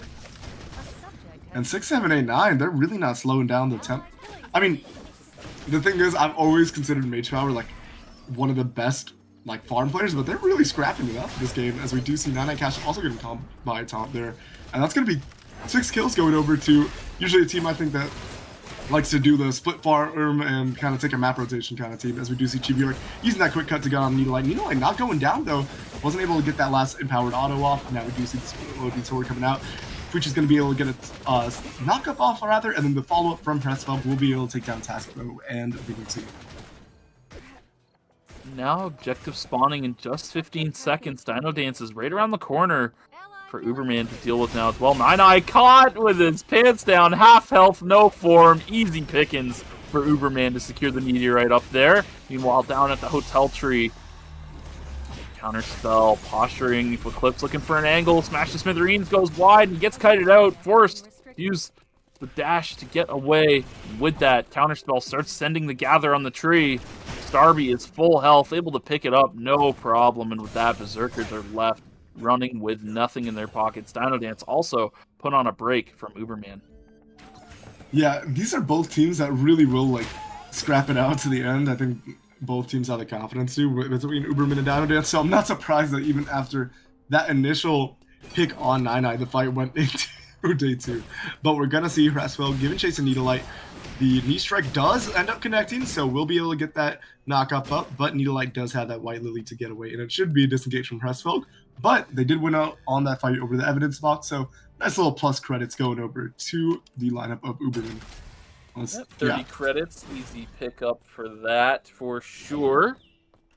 Meanwhile, on the other side here, Counterspell looking at Chibiark. He's going to be able to dash over the wall and get away, but he's got the likes of on the other side here. Patafo can jump over the wall with the Charm of the Nomad. Chibiark just sending it, holding forward, has the parry available, and with that finishes off the kill, but G-Trax will be able to clean it up. Now down to a 2-on-2. Racebell goes in towards G-Trax. Put on the Reign of the Vampire Queen. He does get taken out. Fuichu left to run here to keep Uberman in the lobby. And now we do see an engagement between Berserkers and 6, 7, 8, 9. Kairashu going down. It does look like it was a trade on Mui Mui though, and Athena Kai's going for a craft. A little sneakily is going to be able to secure her force core for herself, get that Holy Orders online. Probably what the fight broke out over in the first place, but Athena Kai kind of helped unleash with the steady shots onto that Lumi. Yeah. I mean, I'll thank you very much, Eclipse, for waiting in the wings in that brush. Now, there is still 6 seconds left on Mui Mui, so this engagement is maybe ill-advised coming out from Berserkers, and that will put Athena Kai 20-second respawn timer right before an objective. I don't dance at risk! Oh, they're okay. Okay, that looked scary for a second. He's not out of the woods yet. Mui Mui's right around the corner, but... And Dynamite hasn't been able to call yet either. Their tempo is really shot this game. Oh, he's going to be able to get the rift. Send it 99! And he gets in, gets the team revived, gets the call-ins off for his team as well. So Dino Dance gets back on their feet after what looked like a grim situation. Where the Vampire Queen comes forward from Cairo Shoot, finds a 2-man. Root lands on Tasco on the backside. And now they're split, right? So they're going to put their efforts towards taking out this 2-man here. Squirtle pushing forward. They're going to ignore Tasco on the other side, going to where there's more kills to be found, and they find both of them. Fool's Errand going down 0 for 2 against 6, 7, 8, 9. I mean, they're looking really clean. As we do see, Athena Kai was able to, and Eclipse rather, were able to take a rip for themselves, but the engagement in that 2v3 is going to be really rough. And oh, wait, I swear she just got one shot. Like, I don't know where she went, but she went somewhere very, very far away from Lumia Islands. As we do see G-Trax getting some decent damage on Starby. We already saw Lifer on the ground, and now with Miana going down, Starby is in the 1v3 and just does not have a chance to change on Alan K. Berserkers hanging out in hospital right now, probably just waiting around for this tree to spawn. They do have a meteorite over in cemetery too, so maybe we'll see some greed if nobody's nearby. Have to wait and see on that one as Tadafo finds a very close fight between him and Liper. And, you know, I'm just thinking of the old days of Hedgen, where those charms would have hit the wolves and he would have got killed by them. That's what I'm thinking. That like played in my head. I was like, he's gotta watch out for the wolves. I was like, oh wait, we live in the future now. But Starby stuck on the Reign of the Vampire Queen, gets taken down. Miane's the last one left for counterspell here. The likes of getting ready to take this meteorite as it spawns. The amount of times I've been killed by Yumin Ian away from something and then hitting a wolf and the wolf aggro's him. Don't remind me, bro. Yeah, no, I'm actually traumatized by it. I'm actually traumatized as we do see Fuichu throwing out the neutral for it because, you know, nobody else on Uberman has got the neutral. We're just going to be looking for any neutral skip. Athena Kai getting a little frisky with the spacing. I mean, Presswell can definitely look for something, and Chibi Arc is also waiting in the wings. Fuichu is just trying to offer as much poke to his team as much as possible as they start to posture and look for their initial engage. Now it does look like they're going to fully send it. Eclipse going to go wide on that knockback. Mui is going to get some nice peel from that blank cartridge, but it does look like Eclipse is gonna go down and it's gonna be a full wipe. Yeah, I mean, the thing is, like, they kind of corralled themselves, right? They walked into a border where Fuichu is able to get so much engagement, but it was kind of forced by Chibi Arc. But also, you found yourself in an awkward position. You can't really contest that tree, so you're only playing into their opportunity to wipe you. So maybe a disengagement was in the cards for the lineup of Berserkers if they wanted to, you know, survive a little longer, maybe be able to, you know, rat some extra placement. But you'll see here, Chibi Arc starts pushing the advantage, and then Fuichu immediately sends it on Mui. Mui is going to be able to get that very tail end of that knockup into the cat punch, and then the follow-up from Hespel is immaculate, and was able to secure the other both the backliners. It's so hard to peel off Uberman as well. They play such mobile characters, and they come at you at such different angles. It's very hard for someone like Eclipse to really try and keep the lineup of Uberman off of his backline, right? So a good effort to be sure, but I think the dash went a little wide on Fuichu. Dashed over. Oh my goodness, Raceball looking for an angle on the Nanga, who's going to be able to get back on the backside. Chibi Arc now looking at him, and oh, what just happened to Nine Nazimi? They got blown up! I think it was, I mean, it must have been the damage from Fuichu with the AoE, and then I think the recall of the blades from the Shoilino just obliterated them. But we do see Congo going for the engage on Miane. Miane is going to be able to blink out very nicely played. We do see the Peacemaker coming out, but oh my goodness, the Sanctuary buys so much time for Congo, but it does look like the likes of are going to be going down. Still, as on the other end, I think G-Trax did get taken down by, I think, Starby? Yes. But we do have our next rotation objective spawning here. Yeah, I need to see this again, because I was looking at the backside. I was worried about Namja. I was looking at Namja. There was never a world where I'm worried about Estelle and Leanne getting blown up. I'm like, oh, Leanne's got the freedom, like Estelle's Estelle.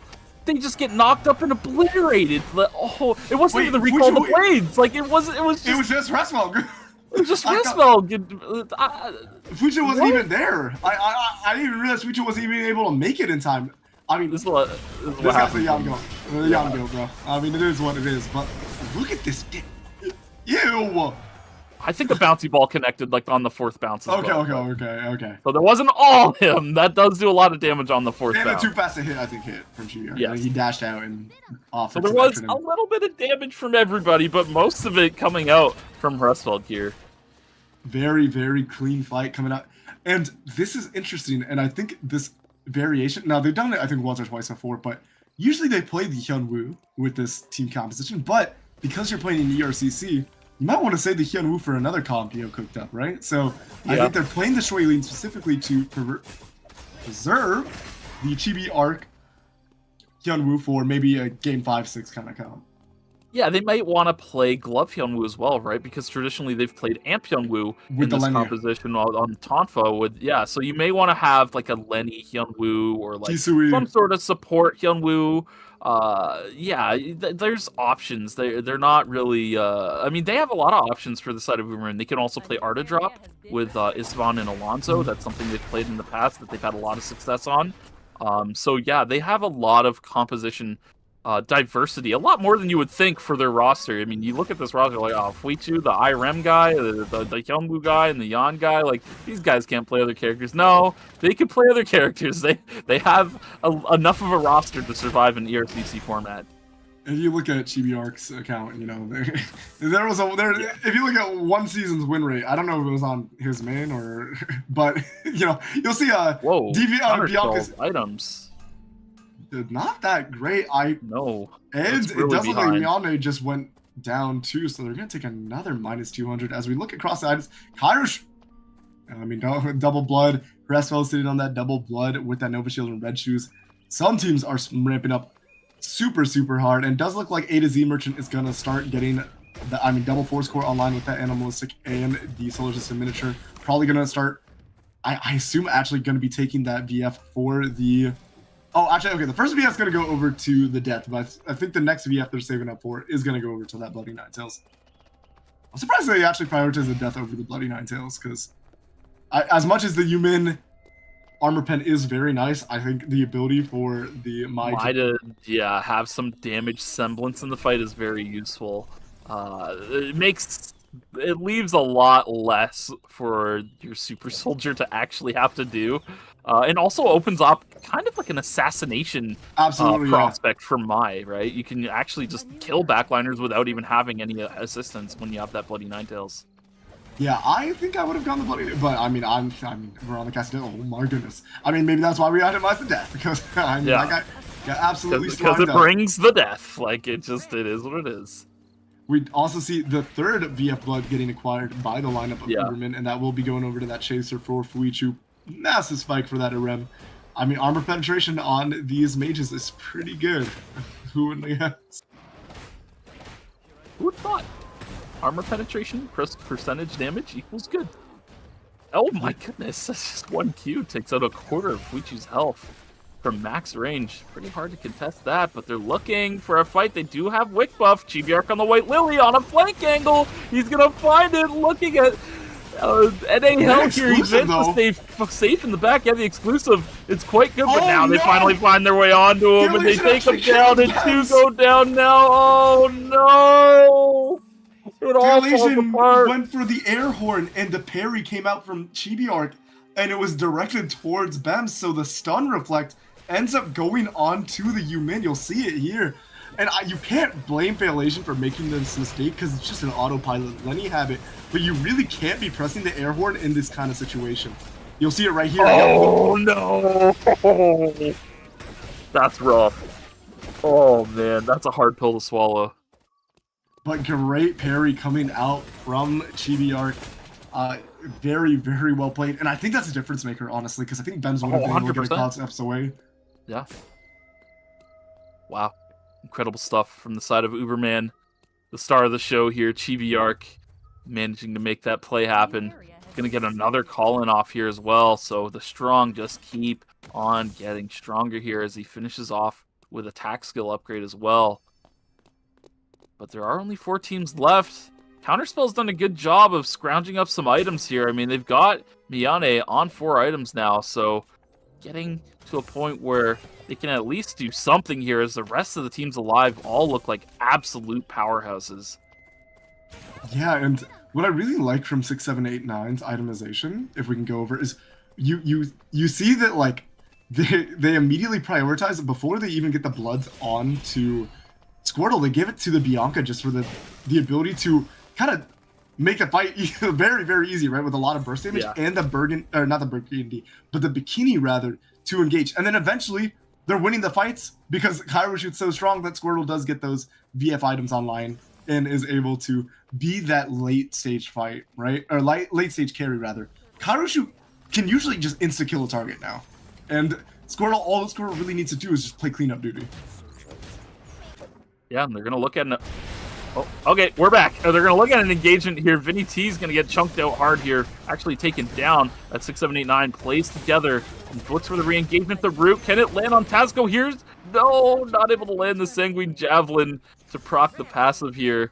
Meanwhile, on the other side, Counterspell. Oh, they're just going to barely miss out on this third-party attempt. Oh, my goodness! From downtown, Cairo shoot, finding that kill into Tazco. But Uberman is right around the corner. They do smell blood in the water, so they're going to do a little investigation. 789 privy to it. They're just going to back up. And I think we actually might be able to see Fool's Errand catching this Lumi. Great, great piloting skills coming out from Needlelight to catch it. And that is going to be a pretty big deal because they're not too shabby in the itemization. They definitely have a chance against Counterspell should they get that 3v3. Yeah, I mean, item-wise, they have a chance against really any team in the lobby, right? I mean, they're not behind by any means. Oh, unless that happens. This might be grim. Yeah, you do not want to land on top of the Wickline team. They Maybe will an ill-advised commitment to that teleport from Vinny T as well. Could have possibly, teleported on Tasker, who's teleporting Cemetery, and caught the Lumi again. You still have the day 6 opportunity, and it's pathing to Cemetery too, because you caught it in Forest.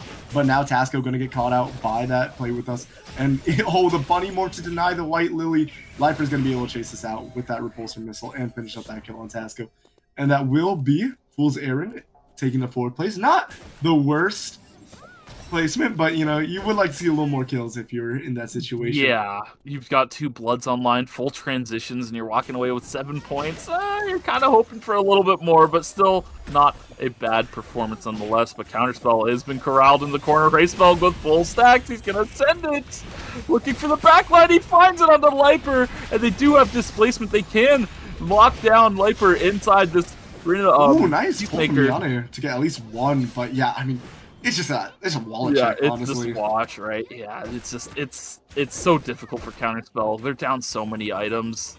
I mean, Starby only has 2 transitions online. They have more Bloods than anyone has transitions on their team outside of Miyane. That is a depressing column, I'm not gonna lie. That is demoralizing, I'm not gonna lie. But we will see, I mean, some more Bloods coming online, because I know that Chibi just got that 500 credit threshold.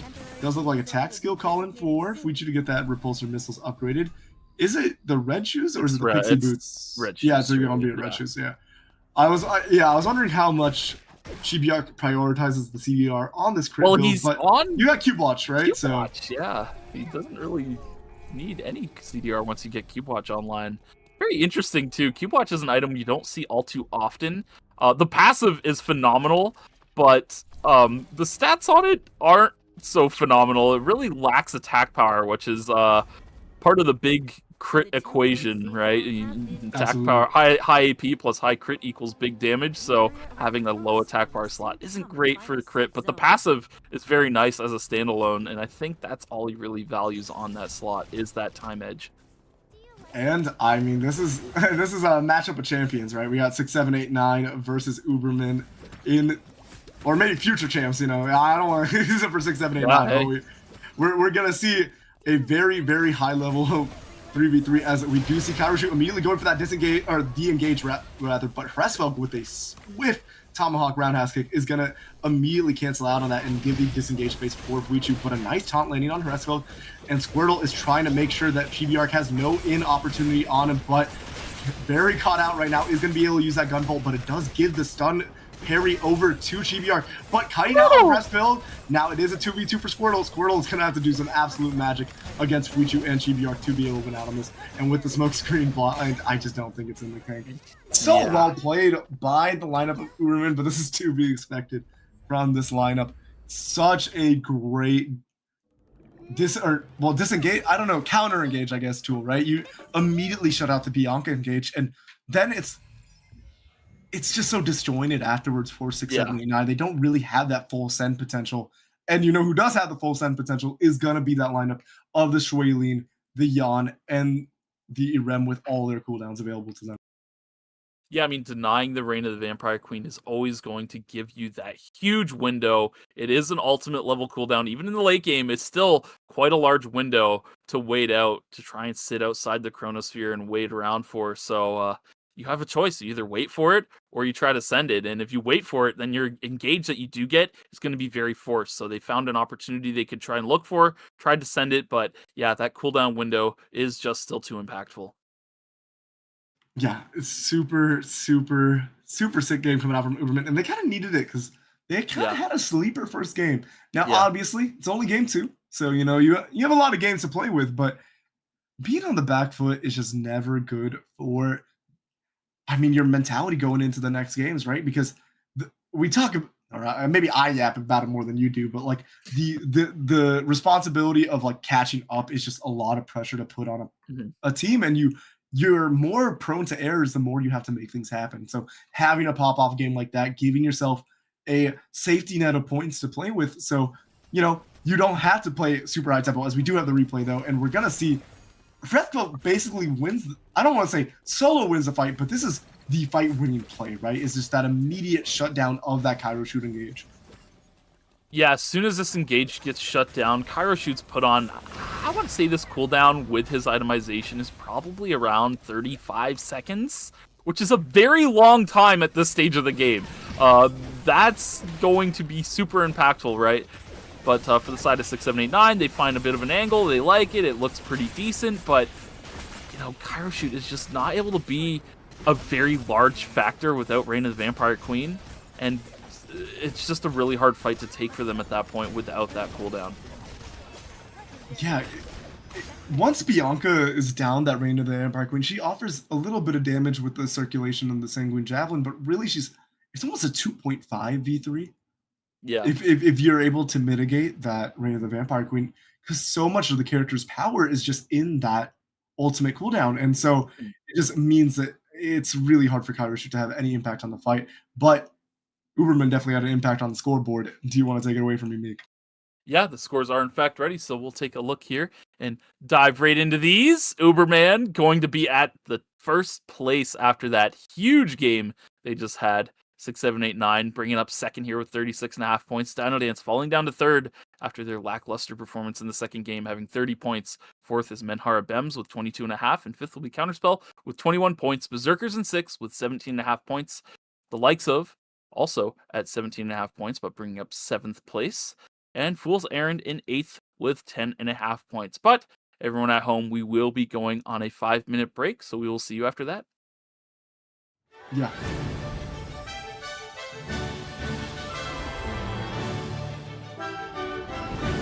All right, time to show them the real meaning of archery. Pinpoint precision. Is there any places where I can set up my instruments? Let's go with confidence.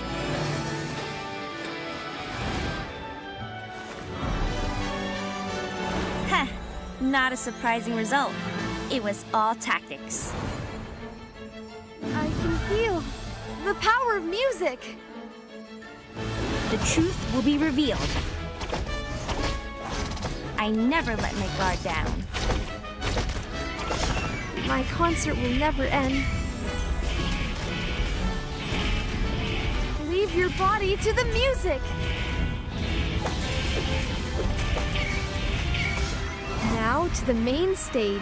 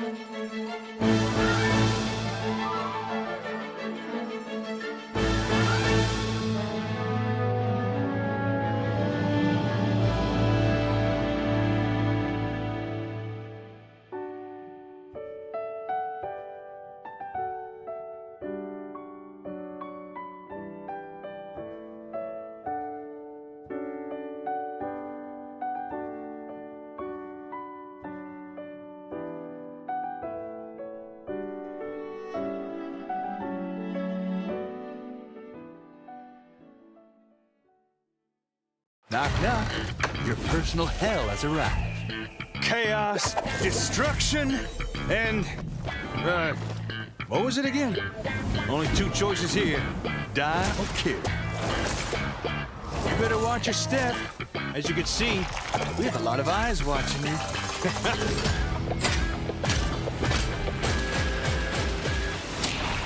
The real thrill comes right before pulling the trigger. Let's test your worth. Ready to pull the trigger? Whoa, calm down there, pal. You can't beat someone who's actually having fun. A life you didn't earn. Now we're taking it back.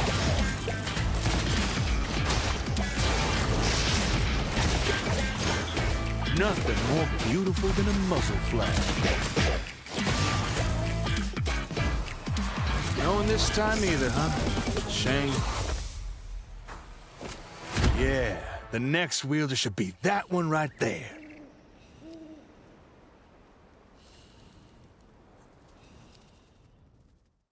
A 100 years. A brief period, yet utterly tedious. Answer my summons. The Wraith of Wraiths shall come to you.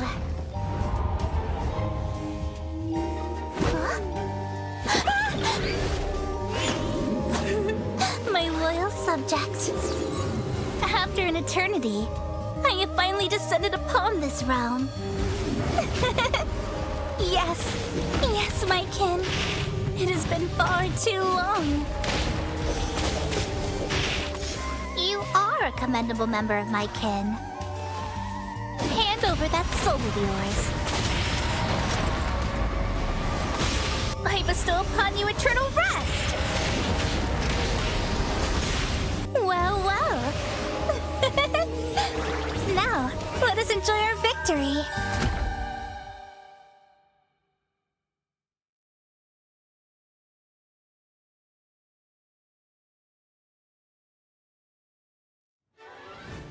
Yeah, so welcome back from the break. How are you guys doing? And Meek, how were you enjoying those first two games?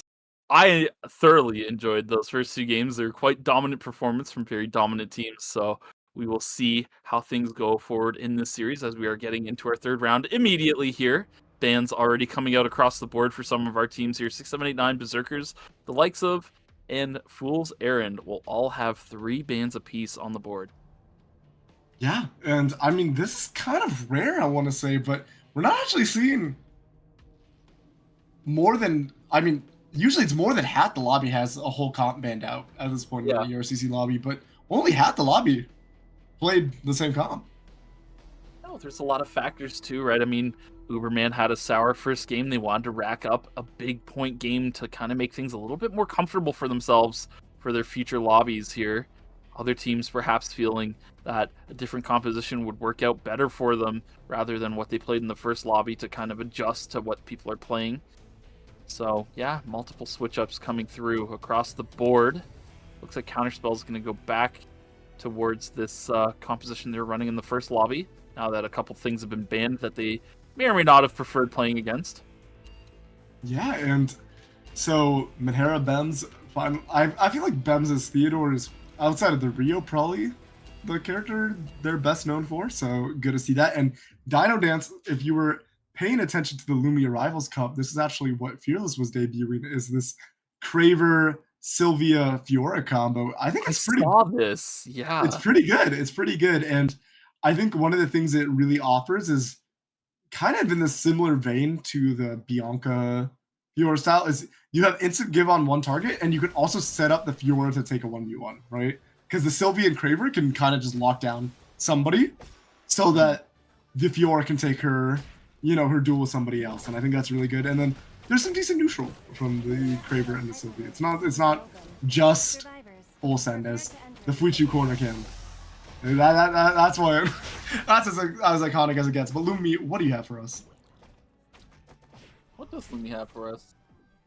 I wonder. Oh, no hi, just trees. All right, okay, trees it is. Lumi doesn't feel like saying hi today. Strictly business coming out from Lumi. That's kind of tough, but I'm gonna remind y'all every game. Hashtag ERCC 2026 because you only have 2 more games to get those tweets in and secure yourself some event NP. I believe it's 300. Meek, can you correct me if I'm wrong?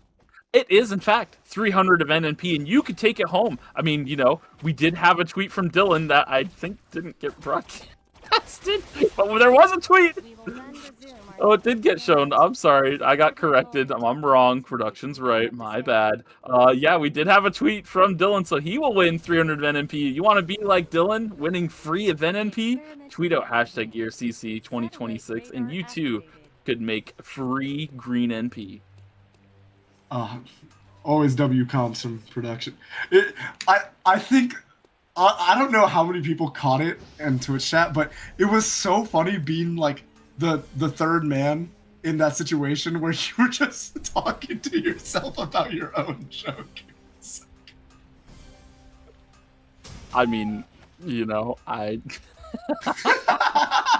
But they're gonna start thinking I'm like schizo, man. Like, no, I promise you, there is somebody that is talking to me that you guys can't hear, and it's not in my own head because Kaz can hear them too. but you know, like sometimes it's more entertaining to just you know, sit back and observe. If It'd you be will. very funny if you just went, "Who are you talking to?" Like, you just like played it off. Like, who are you talking to? What's As going we on? do see a lot of action in Barge, as Karashu, I think, was able to. No, wait, that's Fuichu? I think it's Fuichu was using the band of the Empire thing, yeah, because Karashu cannot be playing Bianca, rather, because it's banned. But we do see Chibiark getting a decent amount of kills. And actually, yeah, dude, the entirety of Counterspell is getting a pretty favorable third party, though, at the end of this. They've secured themselves 5 kills, looking at that potential 6th. Looking at Hresfeld, but Kairashu's going to give some chase. And it is interesting to see EU coming in, but not too surprising. You know, I think when you want the mage part of the roster, EU coming in on that. That jump, speaking about you, by Hresfeld. On the backside, G-Track's in a bit of danger. Kairashu not going to end the catwalk. The peel is good for the side of the likes of, but Cairo will find the kill at the end of the day. On the other side of the fight, Fuichu gets taken down by Counterspell here, as Chibiark and Hresfeld are still as a 2-man operation. Counterspell finding the revive. Hresfeld trying to just make his way out, makes his way to the speed gate, and actually just takes it and jumps the other way. Looking at potentially a re-engagement, finds Liper on the backside, which segregates Starby to deal with the whole team of the likes of. Hresfeld does go down, but Starby is forced on the retreat. Now, looking for more. Miyane trying to find some damage. Going to be forced to use the fire escape defensively. Tadafo holding forward here, looking to find Miyane as G-Trex and Liper go 1 for 1. Starby regrouping, both low, but it looks like Tadafo's going to win out here. And he will. The barge has been secured by the likes of after the war of 2006. I actually had to do some investigation, and I got a maybe ... when I asked if it was because I kept using the likes of as a transition to introduce it to you. I had to ask because I was like, wait, like I was like mid-cast, I was like the likes of. You're like, wait a minute. Wait a minute. Self-awareness set in. They're like, hold on. What the heck? But we are going to see Nazimi going down, Tatsufo going down. I mean, it was just most of the action of this night 1 was really concentrated in that really extended barge dock fight, right? Or barge warehouse fight, rather. Actually, no, just barge and dock. Never mind. I mean, you see it right there on the map. W production. I mean, there's so many X's that it almost just creates a blob. Yeah, it's just like a menagerie. Like they're no longer X's. It's just this red streak on the map. It looks like my Minesweeper games. I don't know what's going on, but we do see Temple getting a possible contest between the likes of and 6789. The positioning for 6789 isn't too great because EU went for that vision, but now Kairashu gets a great engage onto Tatsufo, and Tatsufo has to make a lot of space. Congo gets a pretty good surf out, but that's a lot of damage going down on that Leon, and with the support from Kairashu, it will be Squirtle taking down that Leon, as we do see Leatherman also subbed in, getting engaged on by her as well, while Chibi-Arc secures that tree, gonna immediately go over and transform that into a Lunar Embrace, while his team, you know, eventually kills the Marcus. With that, daytime is now upon us. Striker looking to win out against Liper. Liper gonna keep this one defensive here and just run away. Striker looking for more. No one else from Dino Dance is in the area, so this is just the ones here. Liper's gonna turn around, try to have some moves, and they look pretty good to me. Striker gonna go down. I mean, if I'm Striker, We saw the matchup yesterday. Yeah, I'm Striker in the columns. I'm like, yo, how do I play? Yeah. Especially when you're down the ultimate cooldown. I mean, first of all, landing the ultimate on Tsubame is Already tall order. And when you're down that ultimate, it's very, very one-sided. You're a skill shot based melee against Tsubame. Like, good luck. But teams should be getting Collins off shortly here. Looks like Nazimi's going to be getting his first item online here. Oh, speaking of engagement here, Weatherman going to find a side angle, take out G-Trax. Tadafo and Congo left on the run here. Duck Dive will be able to get Congo to safety. And the rest of Fool's Errand will split up for the time being. A to Z Merchant holding forward here, trying to find his way in. Robs the White Lily away. With that, Racewalk is going to go down. And it's just Chibi-Arc for the lineup of Uberman. Not able to get a call-in yet either, so probably going to play for this Rift just to make sure they can get a secure call-in and still have the opportunity to fight something, as it does look like Counterspell is going to take control of this area in Factory to could potentially contest this alpha. Mui's looking pretty well itemized though, and I mean the Rio can definitely put in some work in this range game, especially when you're supported by the Pokemon's other Adriana. Starby looking for an engage on Athena Kai. Now is a little caught out though, and that intimidation tactic is definitely going to bring her a little too deep to continue the fight, and it does look like Liper and Miyane are going to be forced to disengage. A subject has been terminated.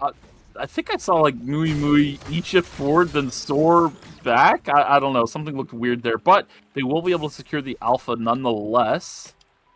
The likes of in the Rift. Looks like they managed to get all their teammates there, as well as 6, 7, 8, 9 will be their opponents here facing off. We'll see how they play this out. IU's going to have to find some pretty good poke, as the rest of his team will not be able to contribute to neutral all too much here. Or maybe Cairo will find an engagement here. He's stepping forward.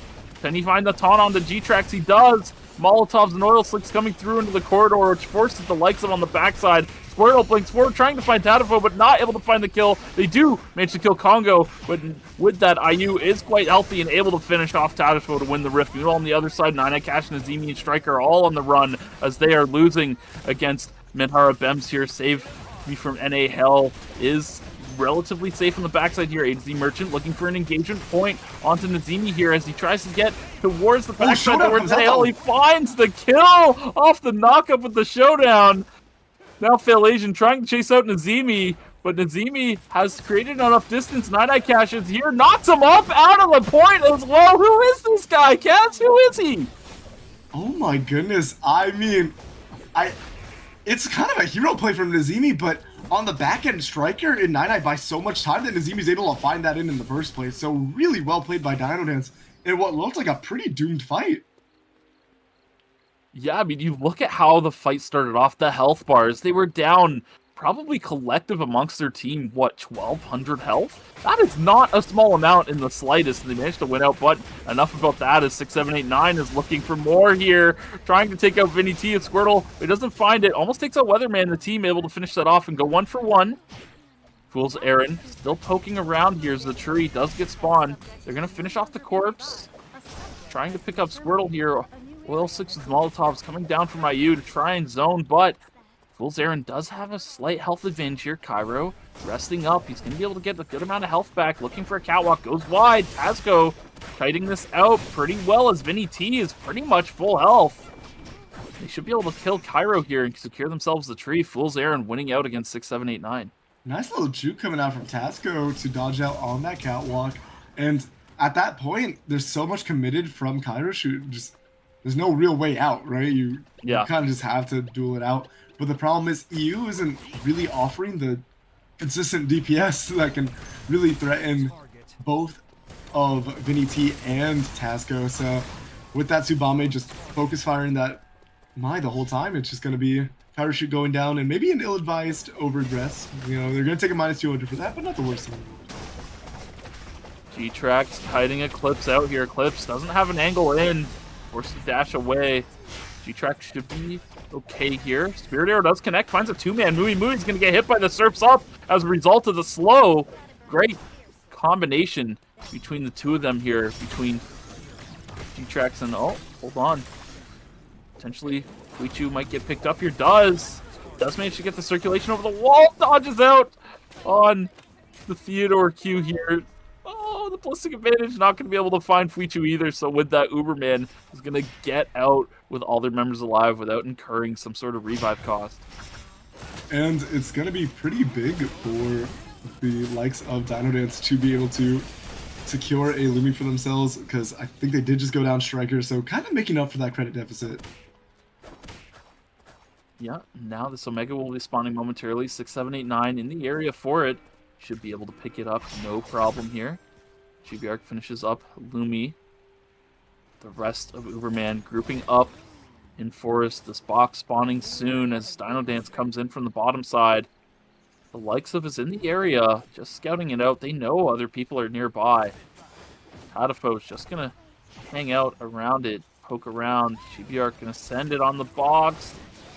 Spike flip into the showdown. Yep, that's the combo you like to see. And with Striker able to finish it off with the damage, it looks pretty good for Dino Dance. But I think who got the item? Wasn't it Chibiark that picked it up and then got jumped? I'm lost. Chibiark frame on Crafted? How? Oh, wait a minute. Can you get attack skills from boxes still? No, right? No. So yeah, oh, it was a flare. Oh, it was a flare. Ah, okay. That makes sense. Okay. We've solved the case. But, you know, I did want to point out an interesting itemization on Nana Cash. You know, it's my favorite item. Ah, yes, the Holy Miter. The salesman of Holy Miters is Kazcross here. Yeah, it did just get bumped, by the way. He does. He's always been a fan of building that on Sylvia. Every time I see him on Sylvia, he's playing that Holy Miter build.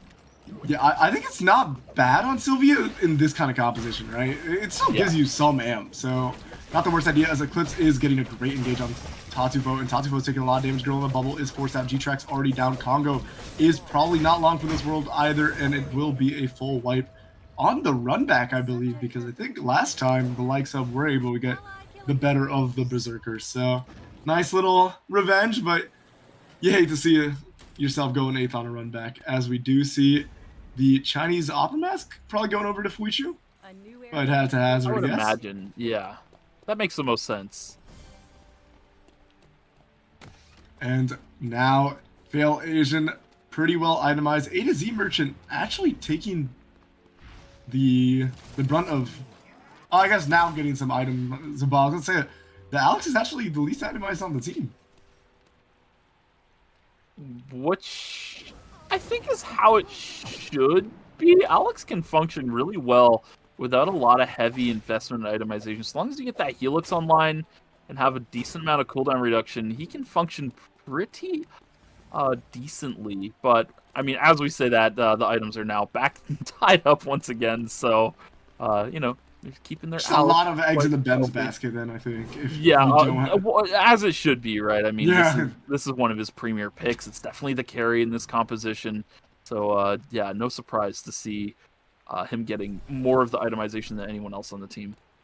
Is that Nazimi with the high noon too? I think they were able to secure a... Yeah, it will be the high noon going over to Nazimi. Pretty big spike, right? With that armor penetration, your damage and... Your burst damage is really good, but also just your poke damage in the neutral becomes very, very problematic.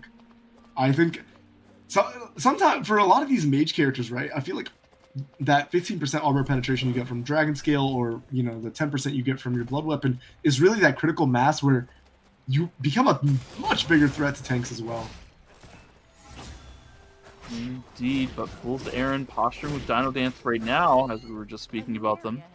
See if they decide to try anything against them. We'll just go for the Weatherman bomb isn't the secure, though, tankiest. for- He only has a Guardian suit. Yeah, it looks like nothing's going to happen here. And on the other end, we do see that Berserkers are going to be able to secure that wick line pretty quickly for themselves. They have some great wick line DPS with that Rio. And then, you know, the Adriana's not too much of a slouch herself.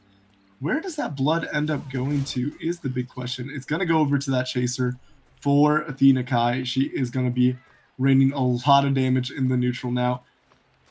You know, it is interesting to see Mui give up a blood. If I know anything about this player, Yes. end up with 3 bloods in there in matches 3 every game.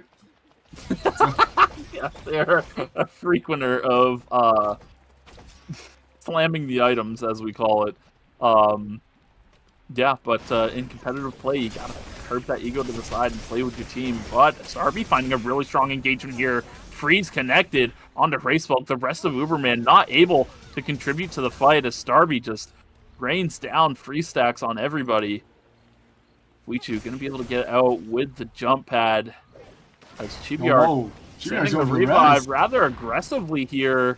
Miyane on the chase here. Molotov connects, but Uberman able to make it out. Fuichu is safe as well. Now, the third party from Berserkers is coming in, and Eclipse is going to be able to completely deny that White Lily. The blink does come out from Liper to get to that White Lily after the intimidation tactic. Nice little positioning mini game there from them. But, I mean, Dino Dance is waiting in the wings in this uptown area, and it does look like Starby is... actually, you know, it's Selena. Maybe she's not caught out. But with 99 Cash giving chase, the knockup comes out, and yeah, that will be enough with the showdown follow-up, plus the bike flip. Yeah, that will misspell doom for Starby, as we do see the Raid of the Vampire Queen coming out in this engagement of 6, 7, 8, 9 versus the likes of Uberman, but the taunt on Pressfeld is going to be able to spell his doom, and it looks like Fuichu's going to be going down not too soon after. Yeah, they're down to just Chibiark, who fortunately can hit his skill shots on chickens, unlike somebody else. A historic clip for those of you in the past. Wow, we're even in the same spot where the crime happened as well. Wow, how elite ball knowledge coming out from the production team. Yeah, that was crazy. The zoom in on that was insane. Anyways, Berserkers do have Wickline. They're looking to flush out the map, so they're going to make their way to Warehouse, take CCTVs, and they know if they can clear out Warehouse, they can continually just keep clearing out zones systematically through the map and push everyone out. I believe they have Uptown CCTVs as well. Yes, they do. GBR currently staying outside of that width where he is positioned in the bush. And 6789 also avoiding CCTVs running around the map, but I do think they got seen. No, they haven't been seen at all. They shouldn't have any idea where 6789 is. So 6789 able to infiltrate Warehouse without being seen is pretty big. Eclipse is going to spot Chibiark here. He's going to land the stun, try and get himself out, but I think the chase potential of Berserker should be able to finish this kill off. Eclipse should be able to stick onto this, no problem. I mean, Chibiark's cutting this really well, though. I can't lie. And yeah, honestly, with oil slicks in the back, I thought they'd be able to get it, but no. For sure. No, you would think. But, I mean, Fiora is no slouch in the mobility department, especially when followed with the slows. But, ooh, you hate to see it. Chibiark in the waiting arms of Menherabems. And the comms is, where is this guy here? But we will see. Yeah, why are they here? The comms. Oh, why are they here? What are they doing here? That's 100% what he just said. I can hear his voice in my head right now. You know, I can too. But we will see the neutral between the likes of... Oh my goodness. Between, not Uberman, but 6789 and Berserkers, as the Molotov cocktails from both teams rain true, but Kairoshi takes a lot of damage on that back end from Mui. The range advantage is definitely in the favor of Berserkers, right? Rio is going to offer a lot more damage in the neutral than Tsubame, but the explosive engage power is definitely going to be in the favor of 6789, because that Tsubame can definitely execute that Rio or the Adriana should they miss him. Yeah, 100%. But for now, Menherabems, they're in the corner. They don't have any vision. They don't know what's going on around them, so they're going to get comfortable in the bushes. Dino Dance squares off with Fool's Errand here. Fool's Errand, they've come quite a long way. Weatherman now looking quite itemized now compared to how he was earlier. perhaps fancying their odds a little more against Dino Dance here than they were before. Currently posturing. They're not finding any sort of decisive engagement yet. Weatherman's going to step forward and take a little bit of damage here. Striker's going to step forward and get himself rattled. Weatherman finding a lot of damage onto him. And on the backside, there's the knockup onto the showdown combination on the backline. But Nine Eye does get taken down for it. Nzimi is still alive, though, and he is the carry of this team. Make no mistake. Meanwhile, on the other side of the map, 6, 7, 8, 9 actually getting terminated by Berserkers. Yeah, I mean, you can imagine how that planned out. It was how we casted it before in the fight initially, and then probably just didn't have the itemization to match up against a Fail Not Rio, which, no Bloods Online does make it put the onus on 6, 7, 8, 9 and make an outplay. But if Mui and Athena Kai are positioning properly, it's really hard for them to actually find that opportunity to execute a target. Now our temp zones will be starting soon. The beginning of the end is upon us. Weatherman gonna potentially loop back to the other zone. Maybe he's gonna, I think he's gonna double back actually. He's gonna drop a drone to kind of scout things out. Gonna see that this bush is warded, so he knows he's gonna have a hard time walking back in here. Sends it anyways. And he's gonna be forced to walk into Dino Dance here and stay with Dino Dance. He was trying to push someone from Dino Dance out of the zone. That is no. Look at no. Look at counterspell. They made it too late. Oh no! They just took a -3. No. Oh, that's disastrous. But we do see the neutral breaking out between the likes of Menhera, Bems, and Dino Dance. Nzimi is a lot of this team's ability to pressure any kind of engage potential. He has to land some of these. Enhanced. Oh no, this is not good as the engagement comes out and a double spark hit is going to spell the doom of Dino Dance.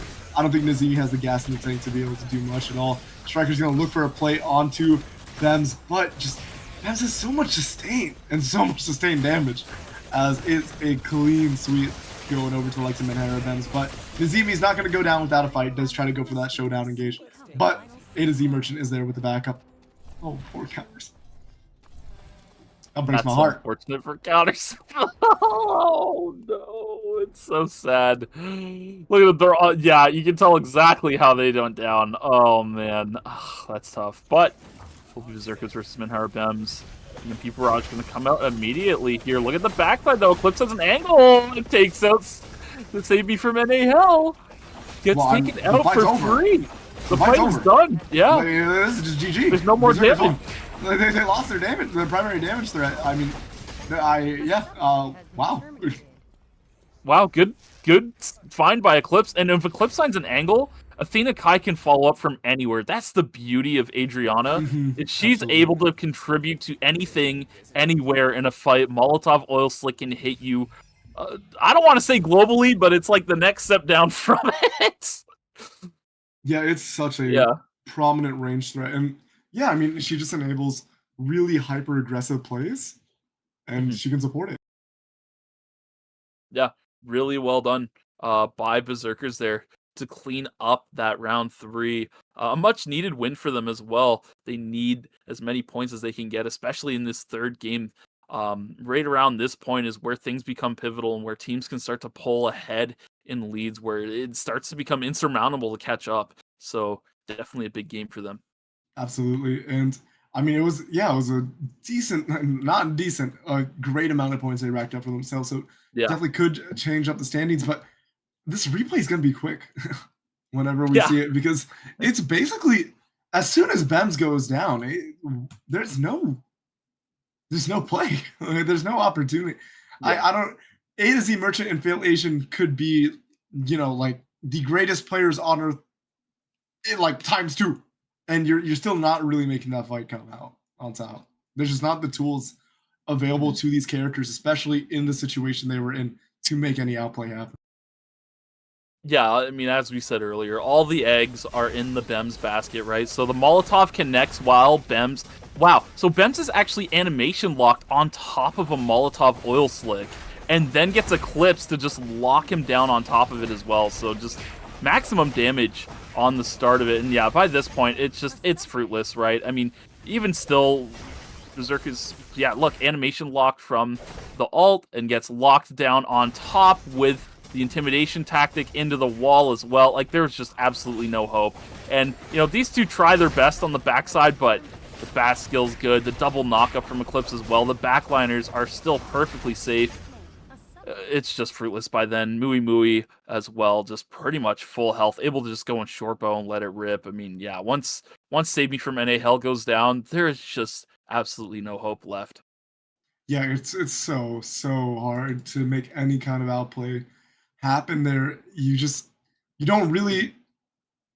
You hit the nail on the head. You put all the eggs in the Bem's basket, so once he's removed from the fight, it's just a matter of time. You might be able to get one kill in trade, right? Because, you know, it's not like Alex and Alonso have no damage. They have some decent burst damage, but you're not going to be able to actually provide enough damage to actually take down any targets. Yeah, the cooldown investment to take down one target leaves you vulnerable to everybody else. At that point, right? You just don't have the means to win out a fight, a 2v3, even no matter how much cooldown investment was used on the other side, because you don't have the resources available. So yeah, really well done by Berserkers to take out Minhara Bems there on the backside. Really well done by Athena Kai to find that oil slick Molotov on top of the animation lock that Bems was stuck in, and Eclipse with the flank angle to lock them down on top of it. Just really well done by the both of them. And, you know, Mui just stayed safe the whole fight. I mean, we saw even at the end of the fight, only lost, a quarter of their health? So, yeah, just a montage moment for them, no doubt. And the scores are, in fact, ready to go.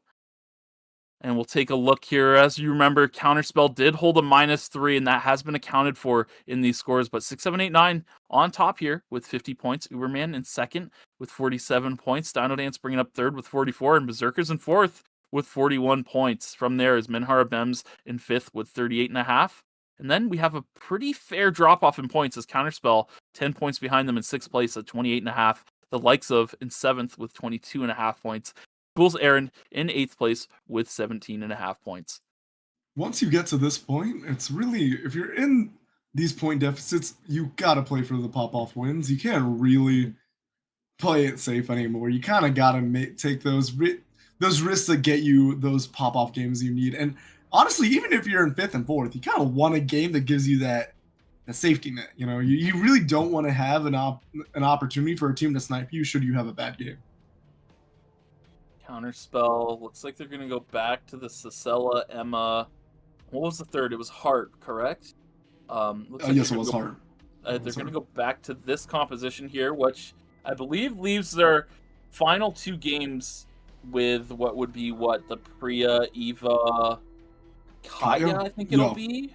I think that's what they're going to run. That's their strongest composition, no doubt. So despite being down some points, they're putting all the eggs in the basket of the final two games to try and catch up and make up that point deficit. Yeah, and Minhara Bems, I mean, they just keep pivoting comps, but this time they're going to go with the Super Soldier Felix to try to, you know, get a pop-off game they can get, or to secure themselves in that top four, right? And Berserkers now, they're in the top four. They're just trying to play consistently and secure any kind of lead they can get on the rest of the lobby. Fool's Errand, the likes of Counterspell, they're all needing a pretty big game for themselves coming into this game forward, because especially once you get into those deep pocket picks, Counterspell hasn't busted out. They're saving the best for last, but I don't know. I mean, I think of Tatufo as a Hejin player. Yes. And so some of the better picks are already behind them. G-Trax, I think, can play most marksmen. He's a Rio player primarily. Mm-hmm. So yeah. I'm not too familiar with Conga. This is where Lucy would have been really helpful because her EU ball knowledge is a little better than mine. I do talk to Tatufo, and I've watched a couple of G-Trax's streams. So no, they will probably have at least one more like mage/marksman in the back. What's going on? Lumi waved and you just kept going. Oh, I was waffling. I forgot. Wait, what? Oh my goodness, I was. Was it trees or meteorites? I don't know which one we got. It was meteorites. Okay, it was meteorites. It's not trees. I was on the wrong screen, so you just kept going. Like, hey, go off, King. I'm not gonna stop you. Whatever. I was waffling. Sorry about that. I was on the wrong screen. I had the live feed of the game instead of our stream feed, so I didn't even realize. But we shall see. I mean, some other teams have used some of their stronger compositions too, right? Look at Uberman. They already got, this is going to be their second game of playing Yan and Irem. So that will be off the table. This time they are going to bust out the Hyunwoo in this comp as well to try and, I guess, put themselves on full throttle to rack up as many points as they can in this lobby. We'll see how well this works out for them. Yeah, no, I'm interested in, I guess they want to do like a Shui Lin.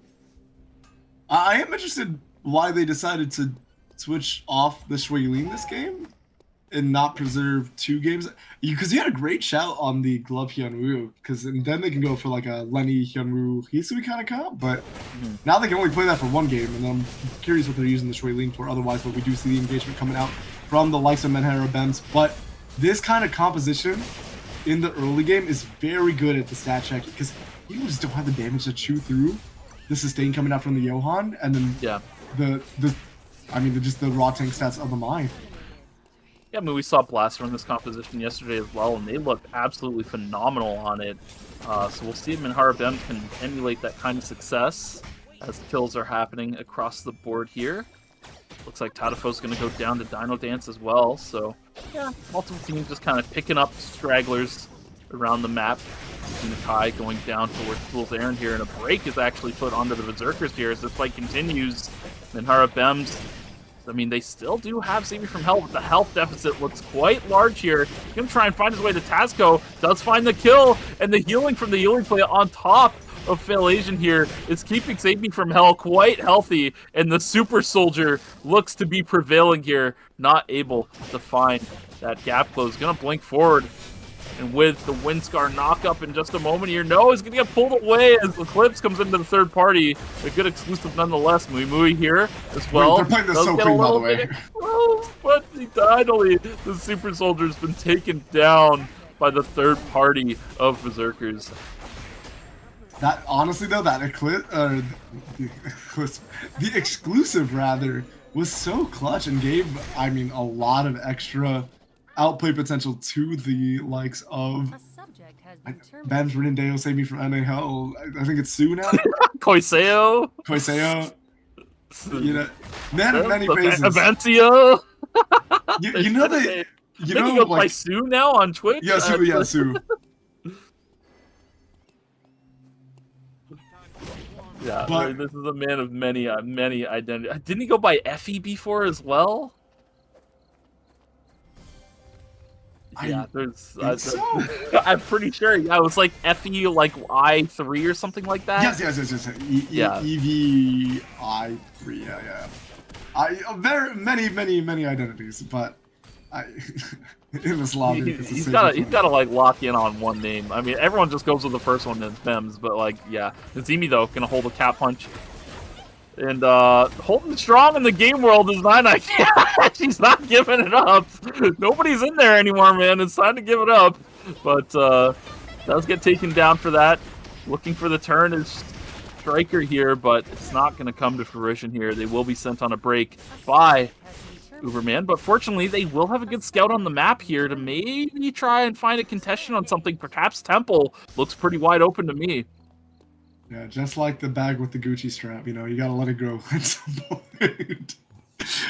But we're gonna see Save Me from NA Hell dodging out. Oh, not dodging out, actually. Counter shoot following through on the top, but a great double Windscar coming out from the likes of Bems, and now Save Me from NA Hell is diving on in, but immediately getting out. And it looks good, but I think there's just too much focus fire on Bems, and probably just I don't even know what they could have done better there, because honestly they got a pretty clean engage, but the fight between Weatherman and Fuichu does look like it's in Weatherman's favor, but now Fuichu's been able to establish some space, and they should be able to possibly take probably not end up good. It's probably not going to end up in anything, because it does look like Weatherman's now established enough space away from Fuichu to disengage. Fuichu's still chasing. We'll come back to that in a second here. Is over on the other side of the map. The rest of Uberman is looking at angle here. Nine Eye Cat's going to get stomped and put in the wall. One up's going to keep him alive, but the follow-up from Wrightswell will take him down. Zimi looking for something, but it's not going to matter here. Knock-up connects, wall stun connects, and that'll be that. the boys on Uberman here taking care of business. A subject has been terminated. Yeah, and Fuichu gonna be able to secure a call-in. Pretty good. Maybe not the absolute best 4-score slam tempo, but they definitely are on their timings. And we've been seeing some teams off tempo for their 4 scores. We've seen a couple night 2-no transitions today, which doesn't smell great in a competitive. Yeah, it doesn't smell great in a competitive lobby, right? You really should be able to secure yourself a zone to get those call-ins in. But Tatsufo's looking pretty decently transitioned while we're glancing down at the items. Obviously, Bems is sitting on that 4 score already with that, I assume to be Legatus, Aoyai, and Radar. Yep. You know, the trifecta. Yeah, it is the Felix trifecta. The funny thing is, Felix would build this even if he wasn't getting bundled. Yeah, no, he would 100% build character. this. Yeah, 100%. He is a very greedy character, but he needs these items. You need the durability and the high AP of Aoyai. You need the high attack speed that Legatus and Radar offer, and only Legatus and Radar offer in the respective slottings. So, yeah, you have to get these items. You don't really have a choice. A new area has Yeah, unfortunately, some characters, you know, it's a lot like Human. I think. Not to, like, or like there's other one. I'm trying to think of other ones that are basically like mandatory double 4 scores. Some characters have a little more flex. I think pre Sultan of Dorn meta, right? You saw like Dice of Destiny like plus like Legatus, or Dice of Destiny plus like you kind of saw a double 4 score coming out from the Marksman role as well. But we do see the engagement coming out from the likes of A to Z Merchant, and they are going to be able to get that taunt off. Do not laugh. But it's just funny because they're fighting the likes of. But it gives me some time to read the names. That's the reason I do it, by the way. If you guys want to,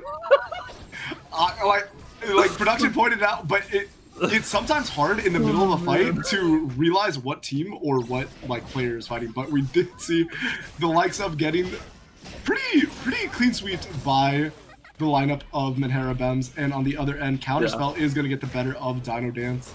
And now we do see Eclipse getting the engagement onto A to Z Merchant, getting that bat skill into the wall. But Save Me from NA Hell is still able to engage should they desire to, but they're going to get out of this situation. Faith and Wavering doesn't really buy Phalation much time as it gets to be canceled pretty immediately. That Molotov cocktail is going to secure that kill as Cairo Shoot is fighting out against 99 Cash. Striker is diving on in against EU. 99 Cash is getting soloed out essentially by Cairo Shoot, the exclusive to dodge out on that point seek, and now Nazimi is under a lot of threat.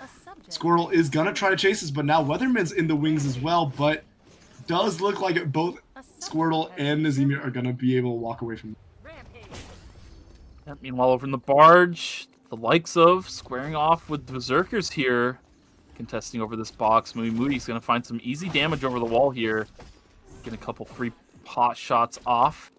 As they do have the healing plant as well to help mitigate some of the poke that Tadafo might push forward.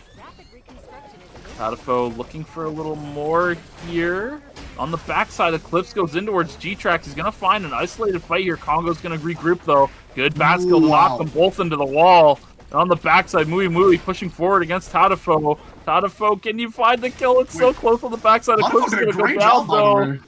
Tadafo looking. Against 2. Ooh. Wait, they won that? He won that. That's right, he won that. Athena Kai forced to get out and burn a lot of timer to do so. And still isn't out of the woods as Fool's Errand is up in Chapel. So we'll see if Athena Kai can not be detected by them. Able to enter through the side where there is no CCTV visions. Good ward drop as well to see if anyone has any sort of vision to see what's going on. I think that was that looks like an old replay. Let's get the new one here. Yeah, here we go. Yeah, Eclipse goes in on the backside. He finds his back kill. Yeah, but nobody's able to really follow up because he's just so deep and he doesn't have the damage to take out G-Trax on his own. Meanwhile, on the other side, though, take a look at Tadafo putting on a little montage here. He dodges out on a lot of Athena Kai's damage.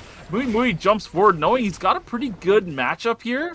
But the damage of Tadafo is something to still be respected here. Good pull in with the shield too, knowing that extra health lets him just finish it off with the enhanced auto attack. You know, Tadafo clutched that really well, and I think Mui not respecting the smoke skill still being available, or the throw skill rather being available. Yeah. So, I mean, you can't really E-ship forward. You're gonna get blinded. But we do see a nice taunt lands on 2 coming out from Cairo Shoot. And now A to Z Merchant is very low, but the dive from Save Me from NA Hell does come. Wait, I said Kyro Shoot, it's Congo. But we do see Save Me from NA Hell was able to dive in on both G-Tracks and I think it was also Tadafo going down, and now it's just going to be Congo running away trying to get that res. There is a rift available in Chapel as we do see the fight breaking out between Dino Dance and Fool's Errand. Oh, great smash to smithereens. I was gonna say, does the game world timeout? And yeah, Weatherman actually times it pretty perfectly against Dino Dance. Yeah. And it will be Nazemi trading out one on Tasco, but they're gonna not be able to res in this zone. And it does look like, I believe the likes of were able to get that res in the rift. Is anybody contesting them though? Yes, it will be Uberman. Wow.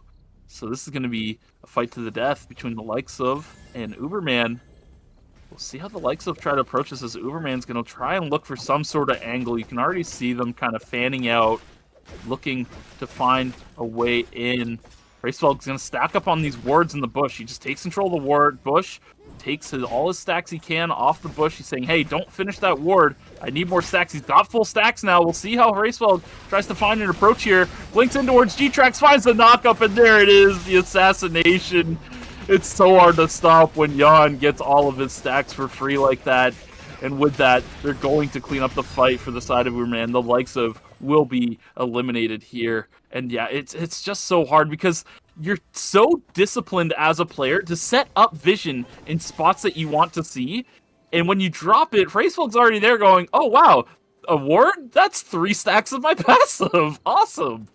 And yeah, once he gets full stacks, his engage range literally like triples. It's ridiculous. And we do see that a Flare was able to go over to Menhera Bems, and this is when the these comps get so scary. Is when the Mai also gets itemized. Yeah. And the Mai ends up sometimes on as many bloods as the hyper carry, right? Because the fields can't really transition off I can't transition off Legatus, can't transition off Radar. So they're all best in slot, yeah. Yeah, so you just give. Outside of, you give over maybe like the Eldian boots, right? And the Spear of Longinus, right? Spear of Longinus over, but the rest just gets held by A to Z Merchant. And now we are gonna see the fight break out. A nice attempt at the flip from Weatherman. Does do a lot of damage to save me from NA Hell, but I mean that Faith on Wavering system is ludicrous, and now the Felix is completely unleashed in the fight. Tasco caught between a rock and a hard place is going to try to get out. Does a good job of cutting it out. Does get caught by the edge of that Nia's Game World. And I think might be, oh, never mind, with the Nazemi going for that change into the Bunny Morph. But he is doing a great job of getting out is Tasco. And just barely making it out on that White Lily might be able to actually get themselves out of this situation. But Dino Dance is relentless with this chase, and they will be able to probably cancel out on this VLS if they go for it. But Nazemi gives up on the chase, giving Tasco the opportunity. And they had to give up on that chase because Counterspell is waiting in the wings in Chapel. While Wickline spawning in 30 seconds, Superman is in the area looking to try and finish off Kyro Shoot.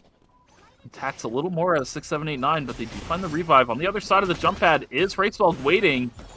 So they had all the options covered, ready to go to take down Kyro Shoot. They make it happen. And I believe I saw Chibi Arc heading towards where they're reviving. So they're delaying the corpse of Kyro Shoot. Yeah, here he is, trying to stop them, but as a solo mission, he's not able to do all too much. But look at Chibi Arc, he's going into deep red to maybe look at a flank. Meanwhile, on the other side of the map, we see Berserkers losing Mui Mui here, losing the red box over towards, I believe it was Minhar Bems there. And now, Fool's Errand pushing their way out of red against Dino Dance. Dino Dance forced to give up space. The Striker has taken a considerable amount of damage here. Weatherman sending an engagement towards Nazemi, but he goes wide on the knockup. Nazemi able to access change into a point sync from Nine Cash. Nice little chain CC combo from them to chunk him down. So with that, Fool's Errand forced to back up. And it does look like Kyro Shoot's going to go down on this Wickline contest in the third party from Counterspell, but I don't know if you really want this, because now you're in the waiting arms of Uberman, but a nice pull coming out from Miata, I think, on the back end of that, and Starby's kiting it out as best she can. Lifer's going to give the Peacemaker, but they really need to disengage, because this Uberman team is so good at chasing. Yeah, and they can be quite relentless in their chase as well. So fortunately for Counterspell, they do manage to get Miyane out. And now, Back over here, Dino Dance, Fool's Errand, back at it again. Wall stun from Weatherman is going to find the engagement on the Striker. He's going to hit Chunk pretty hard. Let's have a blast comes out, but he gets chunked out of the fight and taken down. Nazimi forced to change away. The Game World still deployed by Nine. He's going to get focused down here. And with that, Nazimi's on the run. It's a hard matchup with the item disadvantage that they kind of accumulated, right? Nine's only on one item. Striker's not that tanky on the Behyum yet. And we do see now Counterspell versus Berserkers. And this is one of the few front-to-back comps that can actually kind of contend with the range of a triple range, right? You have the Adriana, you have the Rio to get some damage off. A nice Spirit Arrow to get the slow on Starby. Starby, do you have the change available? No. The Intimidation tactic is going to end up finishing her off. And then a great Full Swing coming out from Eclipse is going to be able to secure that stun against Liper. And now it's just Miane on that day 5 rotation too. So no opportunity to go to a kiosk for that res. It will be a Lumi, but it might just be a wipe because EU might have sniffed out Miane. No, but they're going to be in the waiting arms of Menhera Bem, so I think it's only a matter of time for counters. Well, the Sixth Sense activated from Miane to get off that. And the Millennium Eye opened. I don't know what happened there, but was able to sense that something was wrong in the miss. And now we do see the third party with the huge Smash Smithereens coming out from Weatherman against Cairo Shoot, and I think there was a twist, but this was able to get out though, and it does look like actually 6, 7, 8, 9 are also going to be a little disengaged, but they could re-engage. Never mind, Cairo Shoot's down, so now they're going to be fighting for the ability to res this body. Squirrel's going to try to hold the fort, but it is kind of risky. Yeah, the free at last, finishing off Cairo Shoot there, but they don't want to risk stepping forward through this corridor against an Adriana. Perhaps a wise choice by them to just take that kill and disengage. Eclipse now going to get found out by Dino Dance, who much desperately needs this kill here. Eclipse with the tornado over the wall here, but Nine Eyes on the cutoff with the point sink, able to finish it off. But here comes Fool's Errand looking at a third party, setting their sights towards Striker. They're going to focus him down, while on the other side, Nine Eye Cash gets fourth partied by 6, 7, 8, 9, who will both take one piece of Dino Dance each here. And I believe Athena Kai took a -1 to timer, I see. I think Athena Kai was the one who rezzed, right? Got the revives, yes. So did they just not, I guess they didn't have the gadget energy to provide her with the safety. Yeah, that would likely be the case. I mean, we didn't see exactly what happened, but fortunately for them, they catch Lumi on the flip side. Mobile VLS gets dropped as well as a regular VLS? I don't know. And A to Z Merchant was able to cancel out on that. We do see the intimidation. Mui got it ready! Oh! No, wait, kind of heads up play for Berserkers to give 2 outs. Yeah, that was crazy. I thought they would just run to the VLS, but dropping the other one kind of splits up everything. They go, oh, they're taking mobile VLS and all go to the other side, which kind of is a bait and switch, right? But 6, 7, 8, 9, pushing them out. So Fool's Errand will be forced to burn timer and research. Meanwhile, looks like our Bems were able to pick up kill for themselves here.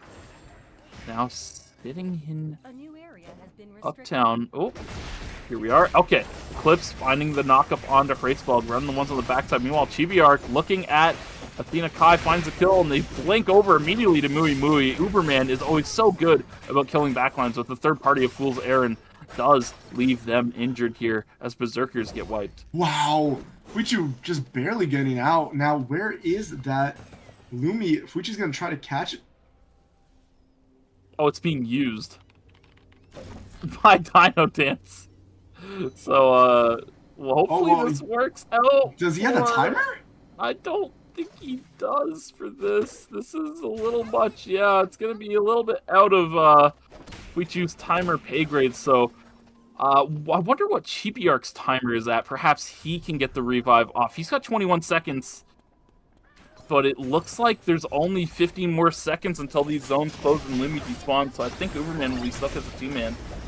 And we do see a pretty great engage coming out from the line of Dino Dance. Striker is going to be able to take down Finny T with that follow-up from the Let's Have a Blast. And, okay, Nine Eye Cash, the strongest soldier, he just holds the fort. Held the line. He loves to stay in game world, but this time it made total sense. And yeah, with the support from Striker is going to be able to pick up that kill, but I mean, I don't think they have any chance against Menhera, especially with these cooldowns down. But we do see the engagement coming out. The blast does come out, and the damage on Striker is already so prominent. Hard try. I mean, Sammy from NA is getting a little low, and there was a nice point sync, but I don't even think there's. Yeah, I mean, Mimi moment? No, surely not. Now, Nazimi would have to have like 5 Nazimi moments to clean this fight up. But I think the problem is, if you don't lock down and like true CC chain BEMs, you just don't have enough single target to take down this Felix through the exclusive, through the healing, through the divine intervention, or not divine intervention, faith unwavering rather. But we do see the duo of Uberman trying to clean up against 6789, but I think EU and Squirtle are going to play this as safe as possible. But we do see the Chibi Arc engage on the Blink Raw Haymaker, and Squirtle's doing a good job of dodging out on all this utility coming out from Fuichu. Yeah, and we'll see how Uberman tries to approach this. I mean, they are a 2-man, so it's a pretty tall task. Squirtle with the moves here, looking just untouchable, especially since it's a 2v3. 6789 will win out there. Nazimi should fall shortly here. Just a matter of time till he changes in and gets taken down. I don't think... What the heck was that? Okay, then. Anyways, Menhera BEMs will win out on their temporary zone and head towards the Chronosphere here. I would imagine 6789 will take a mobile VLS. I'm not sure what... Yeah, the itemization is definitely looking good for Menhera BEMs here. Absolutely. I mean, how often are you seeing the David's Holy Orders on a Johan plus like they're gonna block it. Yeah, full amp itemization with I think a Nova Shield. I don't know if you are they gonna try to walk all the way or I guess if you take a mobile VLS, it does make a ping on where you are, so they want to do some sneaky stuff here. No, they don't know entirely yet. They should know now. They just spotted Cairo on the top side, so they should have a pretty good idea of what's going on now. But 6789, they were able to get a pretty good entry here without too much punishment. It's going to be on them to try and get as much neutral poke damage established before the fight, but it's going to be very hard as they do have to deal with the healing of Fail Agent here. We see Molotovs and Oil Slicks coming through. I really like the idea of putting Oil Slicks horizontally rather than vertically here as a wall that help provide protection, but Kyroshoot's going to go in on the backside, taking a lot of damage. Oh my goodness! Squirtle's got to watch out! Vance just to kite it out well, but Kairo's getting low. He can't take much more damage. IU, though, untouched on the side, drops a ton of damage onto Fail Agent. He's going to go down to Hex momentarily here. Yes, he goes down. IU fire escaping forward to make sure it happens. So the support side has been taken down 2 for 1, but Saving from NAL, the carry of the team, is still alive, and he's going to finish off Squirtle. He's trying to send the revive on the corpse. Crescent Wave after Fire Escape's been used as well, so this might be an opportunity, but I don't think he has his blink available, so it's going to be very hard to get past Kyroshoot towards IU here. Yeah, the timer on IU is not looking that great though. 7 seconds left. They kind of have to send it. Or like start to take control of the safety, but look at the damage. IU's gonna boom very soon, unless they have another safety. And I think Sammy from NAL clutched it up. I don't know if Cairo has it. Oh my goodness, the movements from Sammy from NAL. That is absolutely so. But Felix is so man. That's it's crazy. Such an awkward situation for IU because you don't want to give the opportunity to res the body on the Mai, so I guess you have to stay out, but you're taking so much time. Or did Cairo have a safety available or anything to give that Adriano a little bit more of a window? Because yeah, I mean, really well played by BEMs. It's just such a weird fight, you know? We don't often see the situation where they're so far out pushing away from the Chronosphere when they technically had control of it. But I guess they really just don't think they win that 2v2. Yeah, they just didn't feel confident in their ability to take the 2v2, so they tried to push the advantage as far as they could. But yeah, the pop happening gives BEMs that corpse heal, which gives them just barely enough of a window to win out 1v1 against Kyroshoot there. Yeah, really, really close fight, really exciting fight, really fun one to watch, that's for sure, and I'm very excited to watch again on the instant replay. That's just a walking highlight reel, man. Like, I'm not gonna lie. It really is. Yeah, this guy, when he gets his moments, he just really looks like probably the best player in NA, honestly. But we're gonna see the fight break out, and I really do like the way that IU uses this Molotov. He like you mentioned, like it's horizontal, but he almost makes a V with it. You'll see it here, and it's just a complete wall that mitigates. But that's both the oil slicks committed, and they kind of just disengage. Kairoshu looks for the engage, but there's just so much healing in this Faith Unwavering, and then Bems is able to engage on the Squirtle and buy a lot of space, and then the exclusive pulls him out, and then they force out the exclusive on Kairos, so there's no safety net for Squirtle now. And with that, they're able to push forward. He almost takes out Cairo on the backside initially, which would have put it down to a one-on-one here. But yeah, at this point, they've taken 2 for 1. It looks pretty good for 6, 7, 8, 9. I mean, even though it is the Felix still alive, you would think they would just reset back to the Chronos here, but they're worried about this corpse. They're worried about them getting the revive and dealing with a 2-on-2. Even though they'd have a pretty big timer advantage and a nice funnel to try and play through, but they're so worried about this corpse getting picked up that they have to step forward here. IU does step into the safety drone. It looks winnable from here, but look at saving from an AL, able to dodge out on the flamethrower, not be on the oil slick, and look at the movement around the catwalk. It's just, oh man, just looks so clean. Felix is so cool, man. One of those really just such a fun character to watch.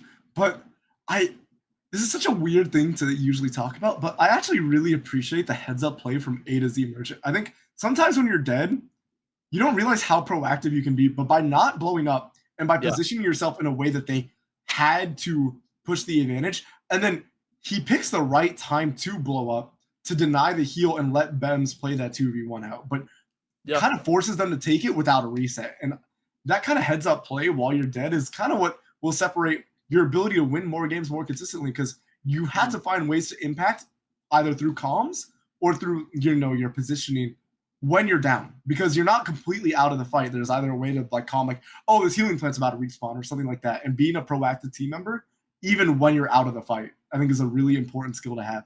We do have the scores though if you want to take that away. Yeah, I will take the scores here. 6, 7, 8, 9, still in the lead here at 68.5 points, with Uberman hot on their tail with 66.5 points, and Menhara Bems also very high up on the scoreboard with 65.5 points. From there, we have Dino Dance at 57 points, and then a slight drop-off in points as Berserkers are at 59.5 points, and then another drop-off from there as Fool's Errand rise up to 6th place with 32.5 points. Counterspell in 7th with 32 points, and the likes of bringing up the rear in 8th place with 24.5 points. Also, it is to note that Berserkers did take a -1 in the previous lobby. But that was our 4th round, so we will be going on another 5-minute break. We will see you after that.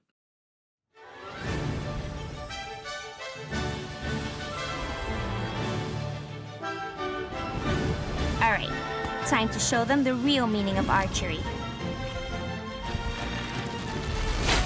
Pinpoint precision. Is there any places where I can set up my instruments? Let's go with confidence.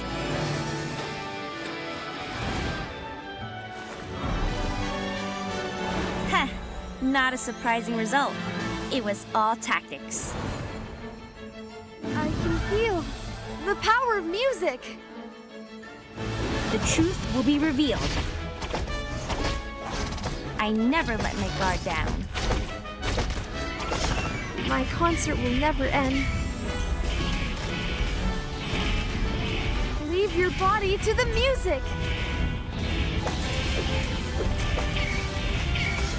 Now to the main stage.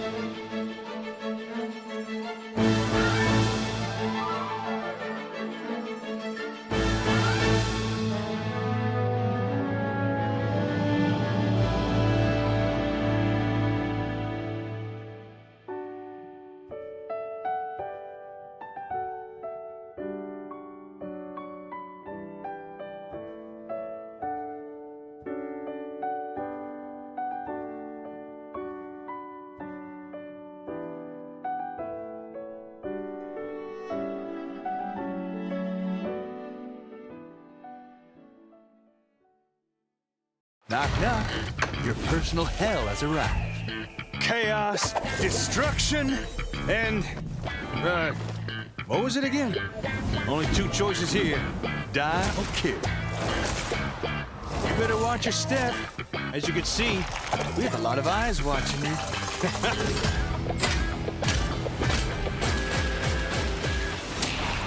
The real thrill comes right before pulling the trigger. Let's test your worth. Ready to pull the trigger? Whoa, calm down there, pal. You can't beat someone who's actually having fun. A life you didn't earn. Now we're taking it back.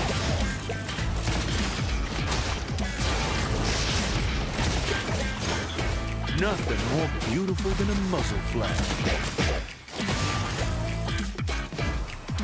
Knowing this time either, huh? Shame. Yeah, the next wielder should be that one right there.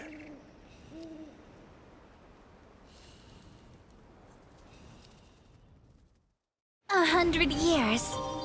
A brief period, yet utterly tedious.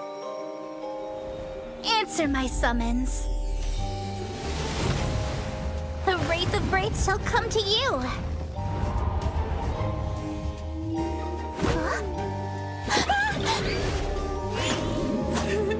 My loyal subject. After an eternity, I have finally descended upon this realm. Yes, my kin. It has been far too long. You are a commendable member of my kin. Hand over that soul of yours. I bestow upon you eternal rest. Well. Now, let us enjoy our victory.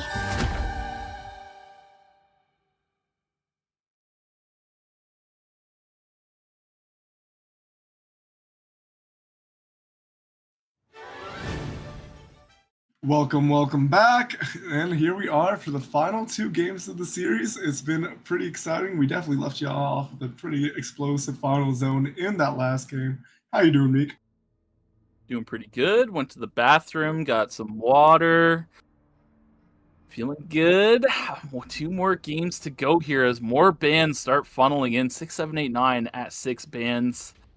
So is Berserkers and Fool's Errand Counterspell as well. The likes of at 5 bands, as well as Uberman there as well. So we'll see what kind of compositions they bust out. Looks like Kracel's going to be going over to the Magnus. We've seen this in the past from them as well. So it'll be interesting to see how they round out the comp, as Fuichu's not hovering anything with like 5 seconds left. It's going to be Adriana they decide for in the last second. They're going to pair it with the Shu Lin that we'd seen earlier. And we're going to see Berserkers going over to the Lenny, Bi-hyung, and Glove Hyunwoo. 6, 7, 8, 9 going to be playing kind of the introduction comp, right? But instead with the Charlotte and the Rio. And then we see Menhera Bems playing that triple range classic, though with the Rio instead of the Kaya. And then Counterspell going over to their bread and butter. And yes. Yeah, decent amount of triple range in this lobby, actually. Yeah, definitely a way different kind of lobby than what we've been seeing so far. We'll see how some of these teams adjust to this kind of environment. I mean, you got to think some teams might have some harder times against it. Hopefully, Berserkers will be able to land some big spring traps to make their team flourish well, as if they don't, they're not going to have much engage power between Bi-hyung and Hyunwoo. And Gobu getting subbed in for the likes, so that's pretty exciting. He told me he wasn't going to play today. Oh, and we got a Lumi, and I'm on the right stream this time, so I won't cut it off. We got a tree. We're not going to have Lumi waving, hey, I'm here. Hello. Hey, I want to show you what's for sale. One of NA's greats in Gobu. You know, betraying us and playing for the European side, but we won't talk about that. I mean, Ashen's his boy, or Congo's his boy, so that's just like he's gonna ride with his homies. They're great guys over They at go way back, the yeah. likes of though. No, you know, I like Tatuvo's nice guy. I Yeah. think I've peeped a couple G-Track streams. We had some friendly interactions. So definitely love to see our EU representation coming out. And you know, we had an EU team that will be joining us in grand finals. Maybe the likes of can have this super sub of Gobu tap in and slingshot them into the top 4. We'll have to wait and see how well this all works for them as we get into our 5th lobby. We had no tweets. Like, I shill it, and no tweet. Like, I'm gonna start tweeting. They're gonna start giving me the codes. Like, it just, this is what it is, man. Like, I mean, like I'm with gonna- all this Eternal Wraith Bianca on the screen, you would think people would be motivated to get some event you would think, right? That it would only make sense. Because Striker's debuting it now too. Everybody's got a Bianca now suddenly. That's really weird. Oh, how strange! I know. Like, oh wow, I can't believe it. These pockets run deep for Striker though. And is he, Yeah, actually, just the entirety of yeah. Dino Dance because I think this is their 5th unique comp. So Yeah, no surprise there. We see that a lot from Dino Dance. Sometimes it's interesting because they say it's at the whims of Nazimi, but I think Nazimi's really just trying to figure out what looks best on the day sometimes because they do have quite an expansive roster to explore. and Nazimi on this Fenrir, I've seen it in solo. This thing is a demon. I'm a pretty big doubter of Fenrir's strength in competitive, but if anybody's gonna make it work, it's gonna be Nazimi. And Nazimi's playing it the only way I think you can really play it in competitive right now, which is in the full pen glass cannon, just fatal bite projectile. Though to be fair, I mean Dr. Tickles made it look pretty good yesterday. Yeah, it actually looked quite good yesterday, but this fight continuing here for Dino Dance. It looks like they're going to lose out and get put on a nice early game break from the likes of. Meanwhile, 6789 looks like they found something for themselves. Bracewell on the run. I believe he does have access to the bike from hell still as well, so just going to be poking around here as Ninhara Bems make their way into Forest. Yeah, and we're going to see Gobu give and chase of Fuichu. There's a decent amount of movement speed that Gobu can provide to the likes of Congo if they want to, but to Congo if they want to catch up. But Chibi Arc is going to throw out that ultimate. Not got a lot of value out of it, but we do see the Maiden's Embrace going down onto Chibi Arc, but the execution threshold will not be reached in time. But G-Trax is able to actually pump out enough damage anyways to secure that kill. But Resvelg is hot on the chase, and yeah, it's rough. It's rough when you're a marksman in the early game just getting walked down by Marcus. Yeah, there's not too much you can do. You just don't have the means to really do much of anything against them. So, yeah.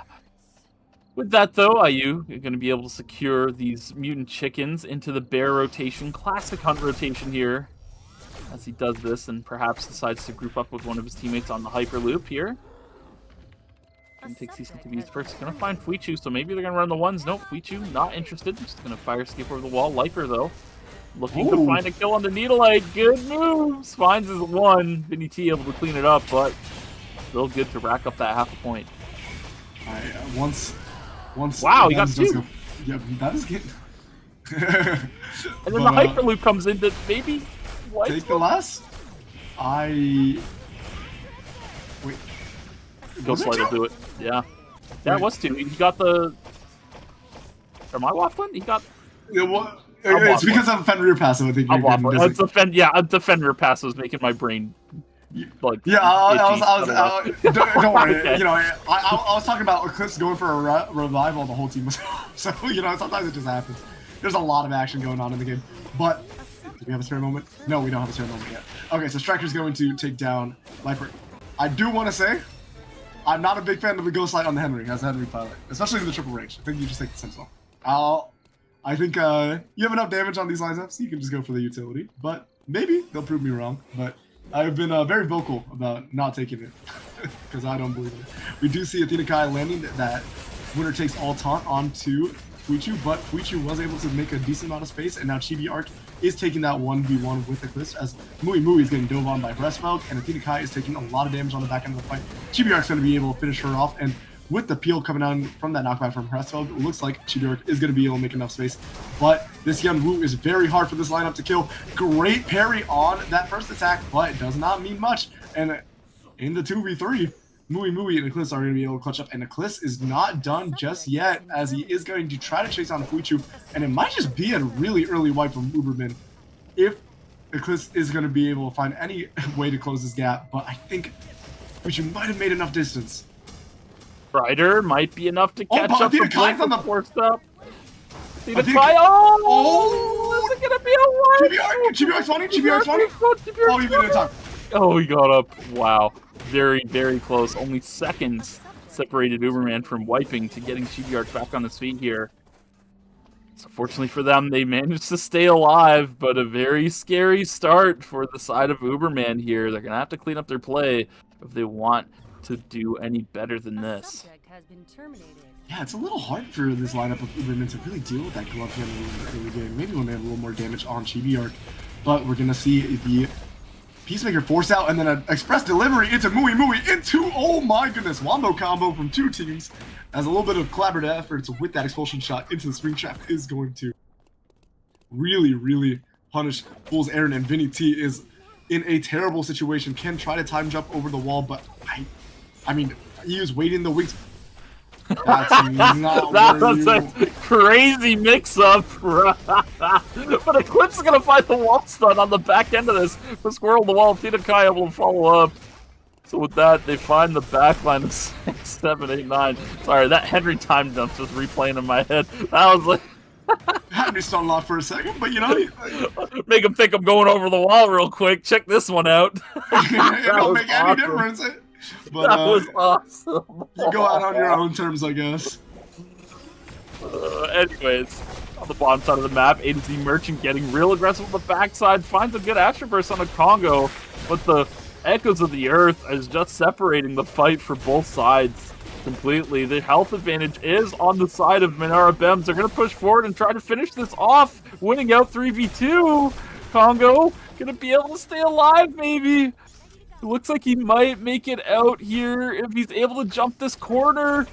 Oh, it's so close, though. It's going to be a Terminate. The likes of will be holding a 7th place here, which leaves 6 teams alive by day 2, or night 2, rather. So a lot of objectives will be available around the map. Dino Dance as a 2-man operation here against 6, 7, 8, 9. This should be a slaughter. Hold on, wait, this is winnable. Repulsor missiles from Striker actually ended up picking up the kill on EU. Never mind, okay. Yeah. I cannot believe EU still died after getting that was the kill shot off. Ludicrous. Okay. Yeah, it's a replay on that. Maybe replay of shame, honestly, because I don't know. With Astro Burst up too? Like, Astro Burst is up. Oh, man. Like, he just took it. He just took it. As Eclipse is waiting in the wings, but I don't think Crestfeld is the target you really want to catch out. This is a quite tanky Marcus. But they're I mean, the CCJ...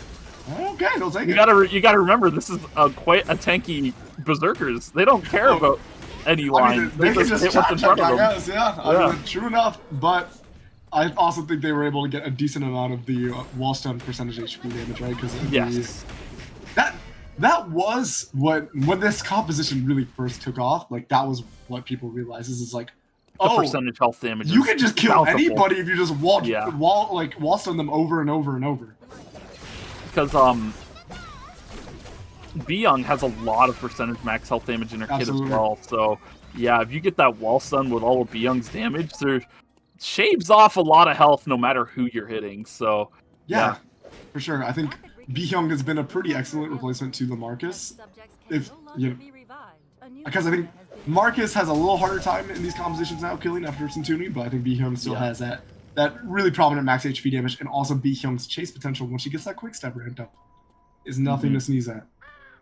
Yeah, and both of them will be running quick step between Athena Kai and Eclipse. So yeah, once they get ramped up, I mean, they're okay with hitting a front line because that allows them to ramp up quick step and then run at the back line right after. So yeah, can be very scary to deal with, especially with Hyunwoo. He has that move speed steal off of his Stomp as well, so if he can get quick step ramped up and get that, he gets real fast. But Astro Burst can be forced out from A to Z Merchant, but the Echoes of the Earth will lock him down and be exactly what Counterspell needs to finish this off. Starby able to finish off Sigby from NAL on the backside. The chase is on towards Fail Agent. The ballistic advantage comes through, goes wide, so no slow will be applied, but Fail Agent was forced to sidestep, which does give them some chase potential here, and they're not going to let this one go. Minhara Bems should be holding a wipe with how well they're closing the distance here. And yeah, it'll be another Terminate. And I think really that's just like the power of Ava Hold on. Power of Starby. That is true. Starby, I mean, this is a generational talent, but on the Ava, 100%. Honestly, in general, but in general, I'll give it up. Yeah, but especially on the Ava, this is the comfort pick. So, and they're playing on high ping, so the comfort is needed on high ping. And I mean, this is their opportunity to, you know, maybe shoot up the rankings a little bit if they get a good game on these last 2 games rather on their best comp, inarguably, right? I feel like this is the comp that got them to a grand finals before and even to checkpoint, right? And an early checkpoint, right? I think they were top 3 in the lobby. They were in a position to win the tournament. Absolutely. Yeah.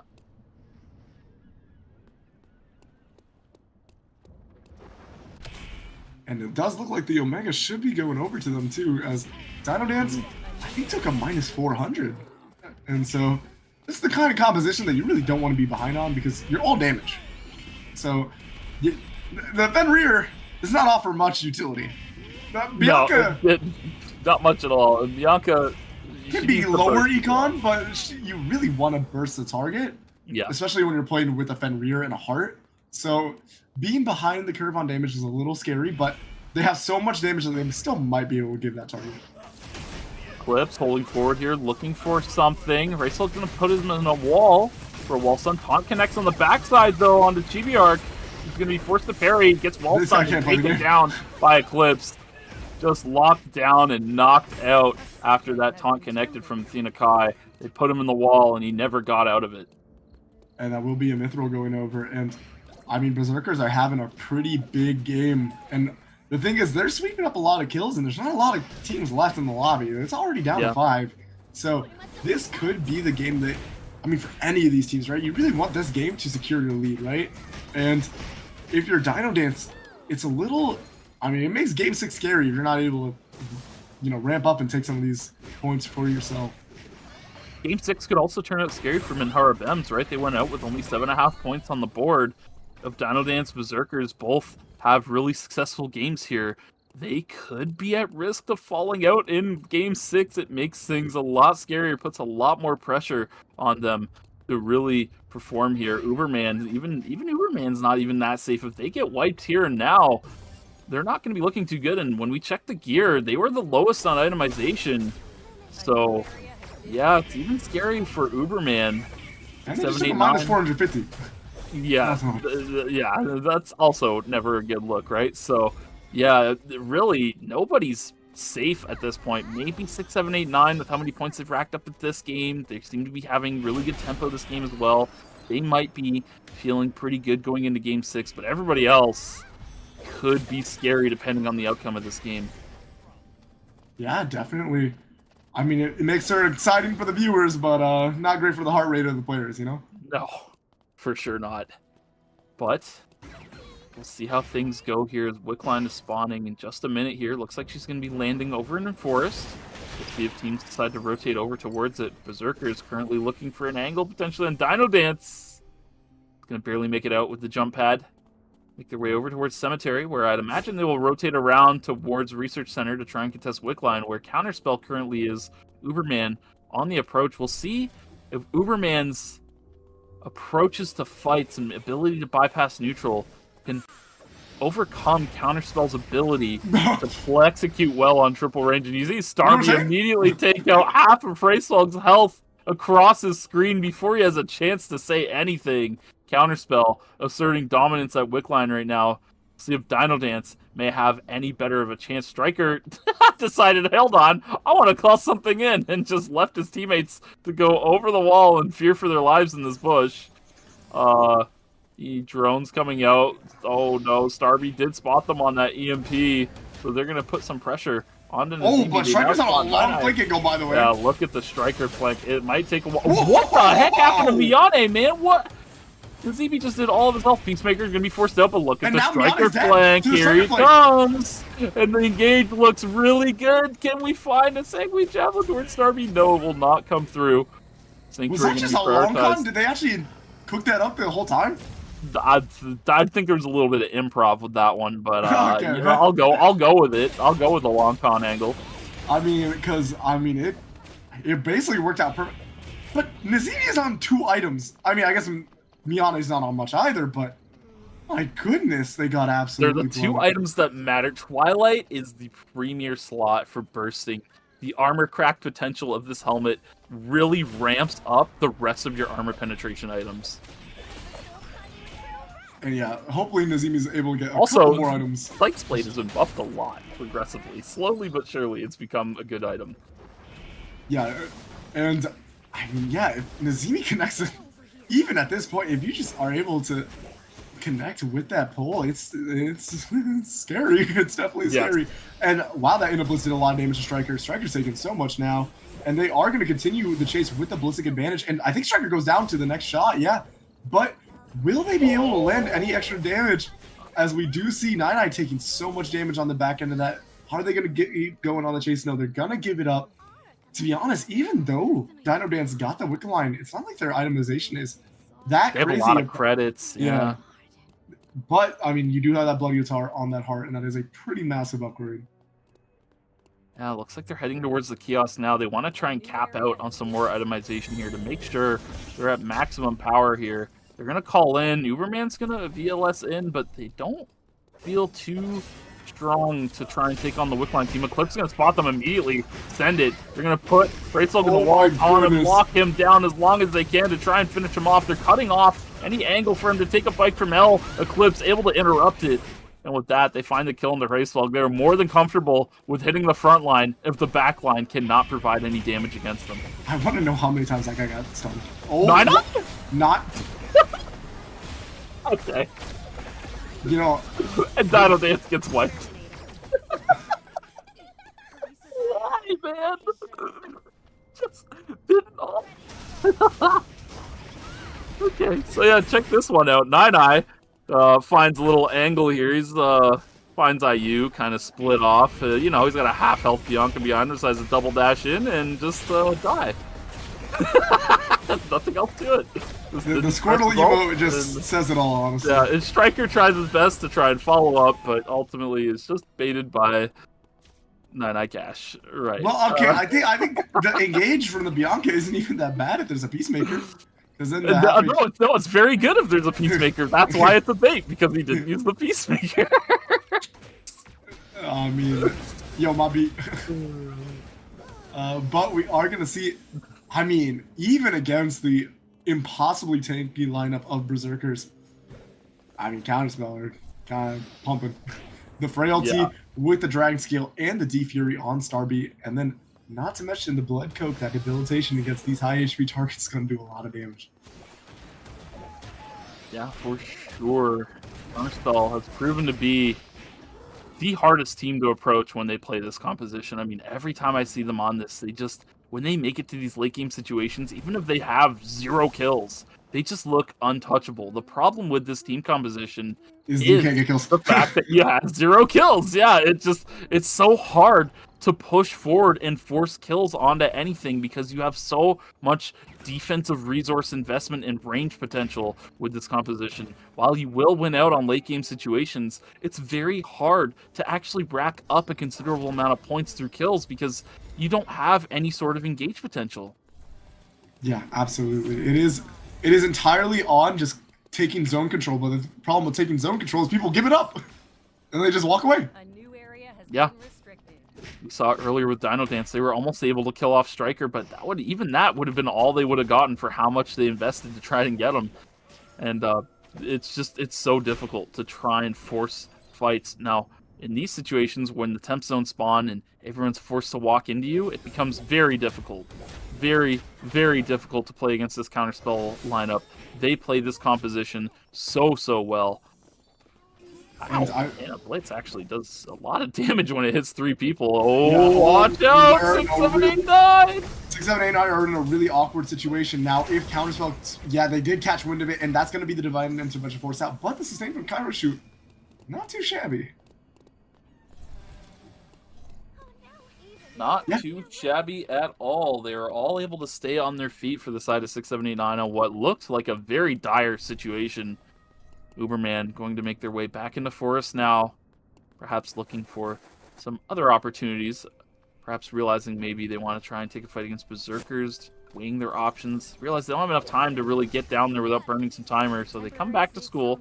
6, 7, 8, 9 still hovering over the VLS, perhaps weighing their options, potentially wanting to maybe VLS over. Looks like they're deciding against it here and opting to stay inside school. So we're going to have a 3-way zone in school here, which might be good for Counterspell if they can rack up kills with it, but if they get triangulated, it can prove to be a very difficult. Viper is super caught out, super scary situation running into 6, 7, 8, 9 there, but fortunately doesn't get taken down for it.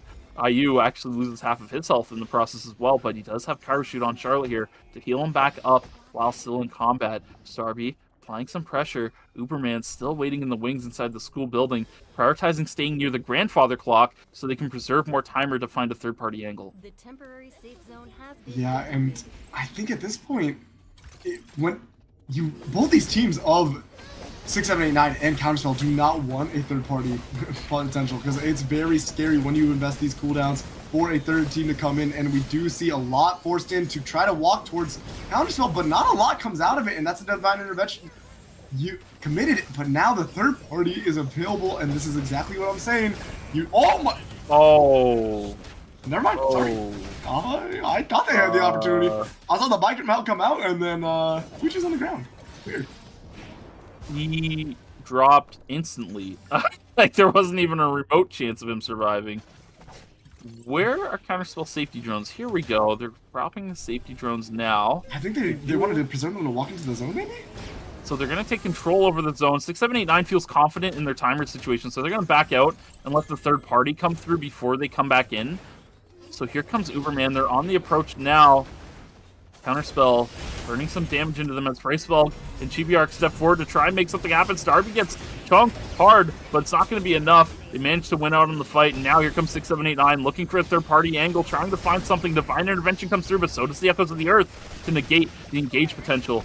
And now not a lot of timer, though, a lot of damage, but yeah, timer situation is getting very low for Counterspell. Starby tries to force something due to that, but unfortunately, with their timer, they're not able to play a more slow, methodical process to this fight. They are forced to try and take something, and 6, 7, 8, 9 will finish them off for it and face off against Berserkers.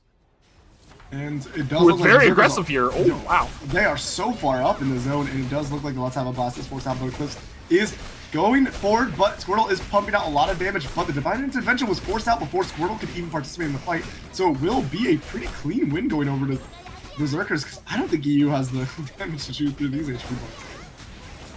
No, more than likely not. He's trying his best to do what he can, but he's been put into the wall. Asherburst comes down and rains on top of all 3 of them. They just stand in it. They don't even care about his damage. The lineup of Berserkers is just so durable. The only method to take them down was the Rio. And once that's been taken out, Berserkers will have no problem positioning however they please to win out this fight.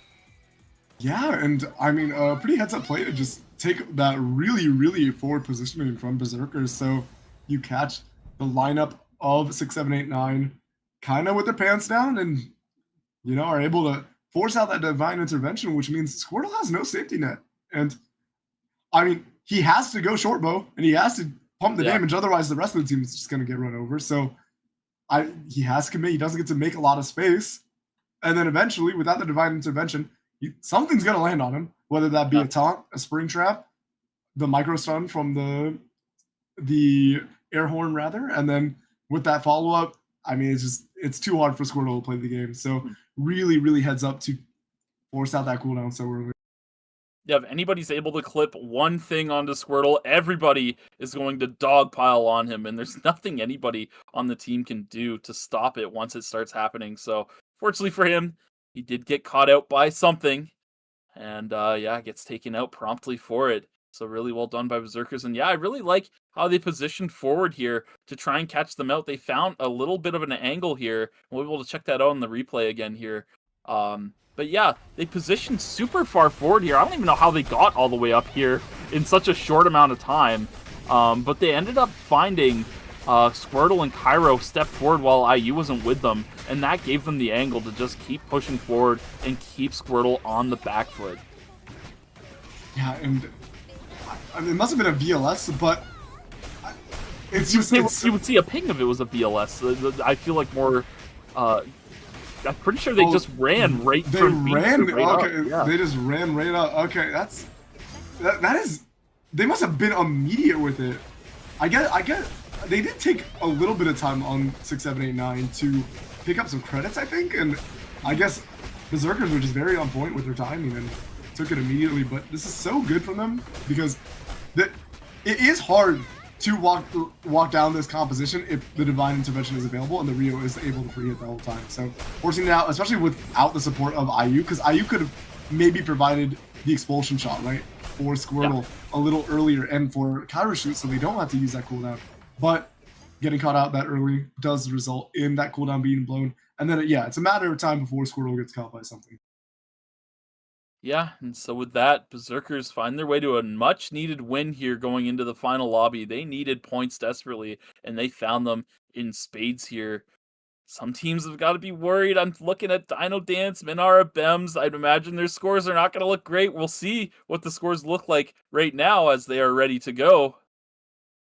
Yeah, look at that. 6, 7, 8, 9 in first place still with 89.5 points, but Berserkers shooting up to second now with 76 points. Uberman in third with 73.5. Minhar Bems in fourth with 73 points. Dino Dance falling down to fifth place with 66 points. Their backs are against the wall. We'll see if they will be able to come back as Counterspell is in sixth with 44 points, likely too far to be able to catch up to that fourth place, as well as Fool's Errand in seventh and likes of in eighth place. Yeah, and it's looking a little top heavy, so really, unless Counterspell have an absolute massive banger, and then Minhara, Bems, and Dino Dance have a pretty good, or Uberman, honestly, it's so close that basically any Uberman's at risk. Even Berserkers are at risk, kinda. So if any of the, this is the closest I think I've seen on the lobby in terms of just basically any of the top four except for 6, 7, 8, 9, they should be pretty comfortable. Can get sniped. We shall see, we shall see. It'll be all odds on second through fifth place. If any of these teams hold a fast eighth in this final lobby, they will likely be eliminated from the tournament here. It'll all depend on how well Dino Dance can perform as well, right? If Dino Dance busters out, then our top four should be secured. We'll see how this goes. Fortunately for Dino Dance, though, the full roster of characters is available. And it looks like the Leanne Johan coming out. And we will likely see what kind of carry would Nazimi play with this. It would be Yumin, right? This is what they were running before. So we'll see if that's what comes out here. Soul Reed? Yeah, I mean, this is they ran it before, so it's not that much surprising. This is what they ran before. Yeah, this is actually the comp they won ERCS on. Mm-hmm. So this is the tried and true. This is the champion's pride right here, put on the line for their tournament life of ERCC. Yeah, and Minhara Bem's having a little fun with their composition for sure, as we see the Jackie weapon lottery too. Which one are we gonna end up on? But Uberman playing an interesting variant of the Nia Nikki too, with the Hisui added on top of that. It's not something you see too often. Yeah, definitely a little bit different. We'll see how well this works out for them.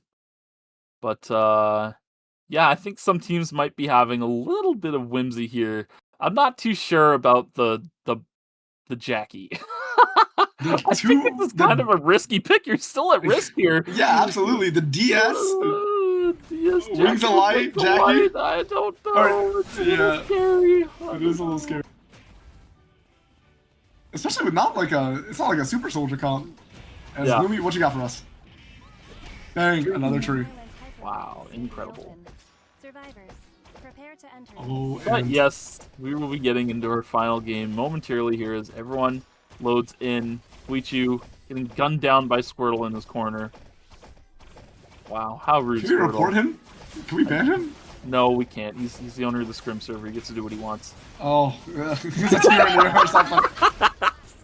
I'm kidding. He's not above anything. He doesn't have diplomatic immunity, guys. Allegedly. But we're gonna see, Allegedly. Right. we're gonna see if Bems is gonna be able to make this vampiric Wings of Light dual swords Jackie work in this last game. I'm not faithful in this, man. I am not either, and Experiment will now begin. there is definitely a certain frequenter of Twitch chats that will probably have something to say about this build, depending on how it goes. But there I is wonder. whom it was, whom it is, but I wonder.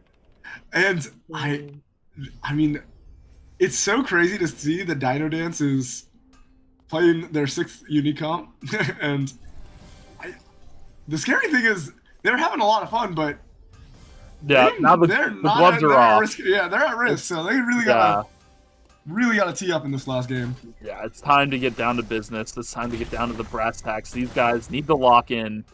And what better way to do it than on the composition they won a tournament on? Maybe from Hell, setting his sights towards Gobu here, but this healing plant, look at Gobu running around collecting all the fruits. Trying to keep himself alive, but it will not matter as Freisfeld is here as well. Bems was able to take the kill here. Now they That will was try so to take funny up looking. Freisfeld as well. You saw Bems just kind of stand there, sidestep the flash cut, and then the Alonzo cavalry had arrived. It was like some expert level baiting coming out as A to Z Merchant is going to pop that Beastmaker and try to bring buy some time for the team as the Pure Rage Uppercut rather comes out with the Nimrod's Gate follow up, and it does look like Bems will be going down. Now Congo is engaging with Berserkers, and EU is kind of just this random guy in the wings without the rest of the team, trying to get some poke damage off. We do see the point on to... Who got the kill? Was it Fail Asian? Oh wow, it was Fail Asian onto G-Trax, as now the entire lineup of the likes of will be getting...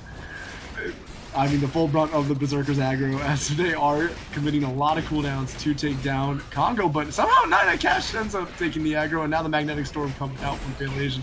Ends up, I think, taking... Nope, nobody went down from Menhera Bems. I think these kills are getting picked up by Dino Dance and Whoa! I don't even know what's going what is going on in this fight. It's so hard to keep track of.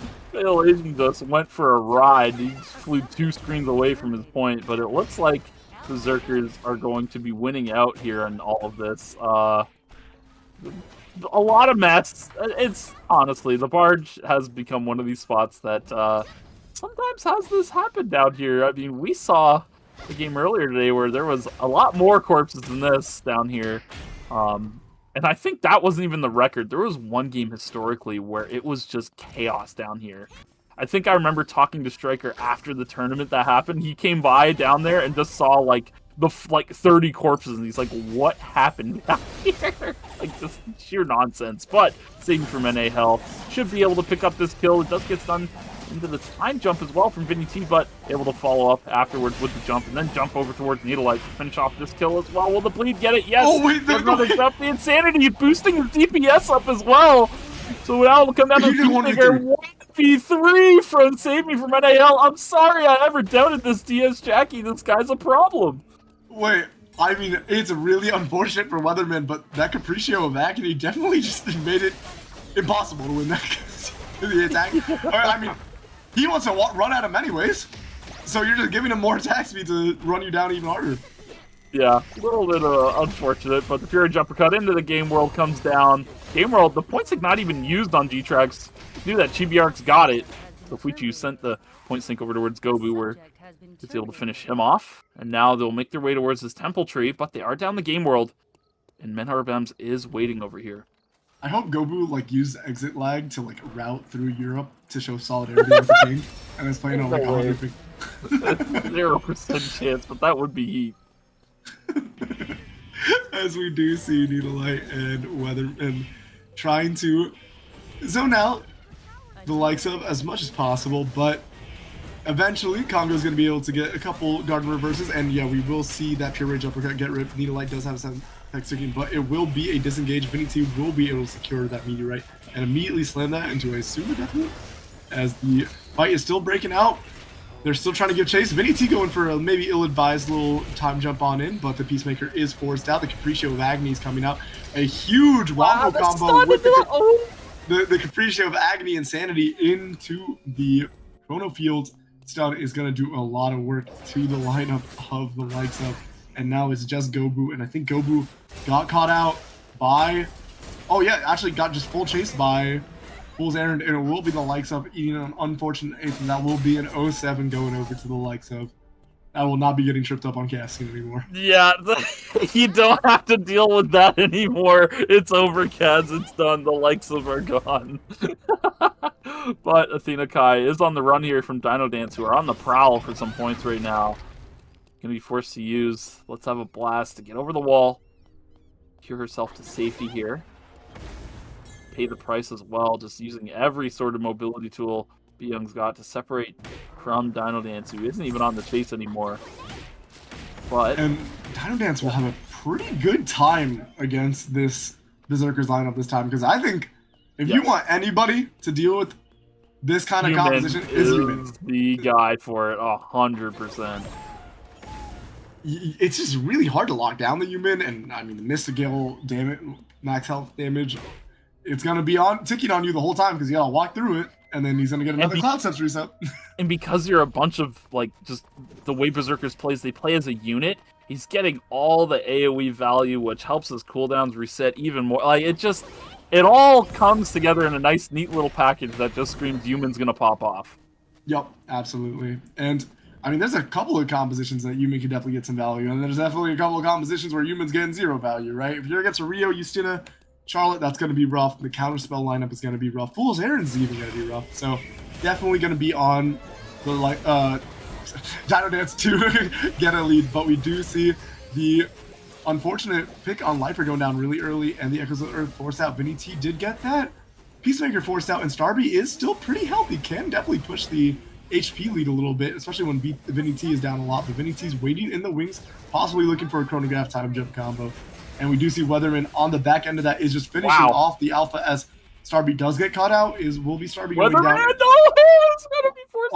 And a reset. And we will see if Miane is going to go down. It does run away from Needlelight. Life response in the safe zone.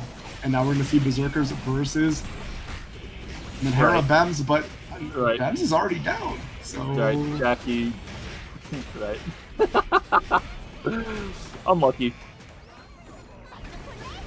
You know, he didn't get a Peacemaker drop for him, so I will say that. But looks like Uberman's going to aggress onto Dino Dance here. 9i Cash still pretty healthy here. Racewell's going to get taken down.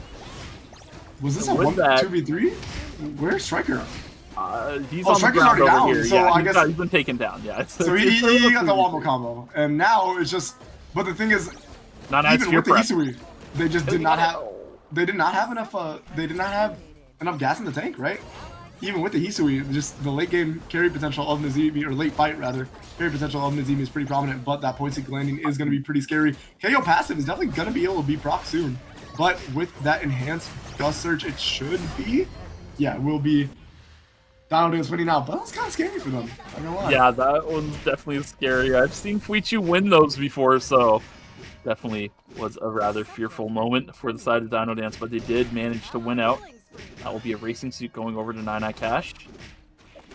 And Berserkers farming out the Beach Bears. They'll be able to catch the full rotation here as the Yun Pack is available. And what's also nice is a box is spawning here momentarily. So they are catching this rotation kind of on the late side and layering it with an objective. So big value for them.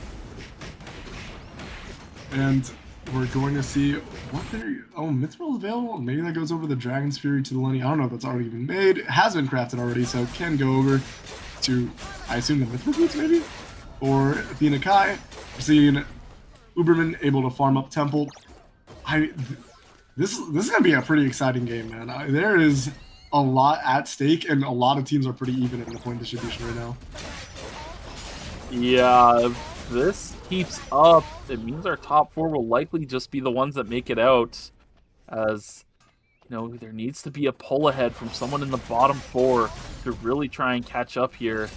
Counterspell hasn't been able to rack up much kills, which is no surprise on the composition they're running. It's designed to win, not to get kills. Looking for the engagement here. Vinny T's not going to find it, just get lasered down. Echoes of the Earth comes down to prevent anyone else from coming in. And the chase is on towards Needlelight. Ballistic advantage, 1, 2, 3. Oh. You know, one day that will kill somebody. It always slows them, and it's always good for that, but I've never seen someone actually get taken down by getting hit by all 3. By getting hit by all 3 shots. I swear it has not happened. I think I remember. I'm talking to myself again. Okay, it's schizo. Oh. I do think it happened in Forest Research Center. I think that I remember a YouTube highlight. Yeah, Forest Side Research Center. I think somebody landed. I need to be shown it. I don't believe myself. Straight to the highlight. The Alzheimer's is kicking in early. Oh boy, I'm just starting to forget stuff. Don't say it's not early. That would be the worst insult you can give me. I know. I didn't say it. You are fighting your demons right now.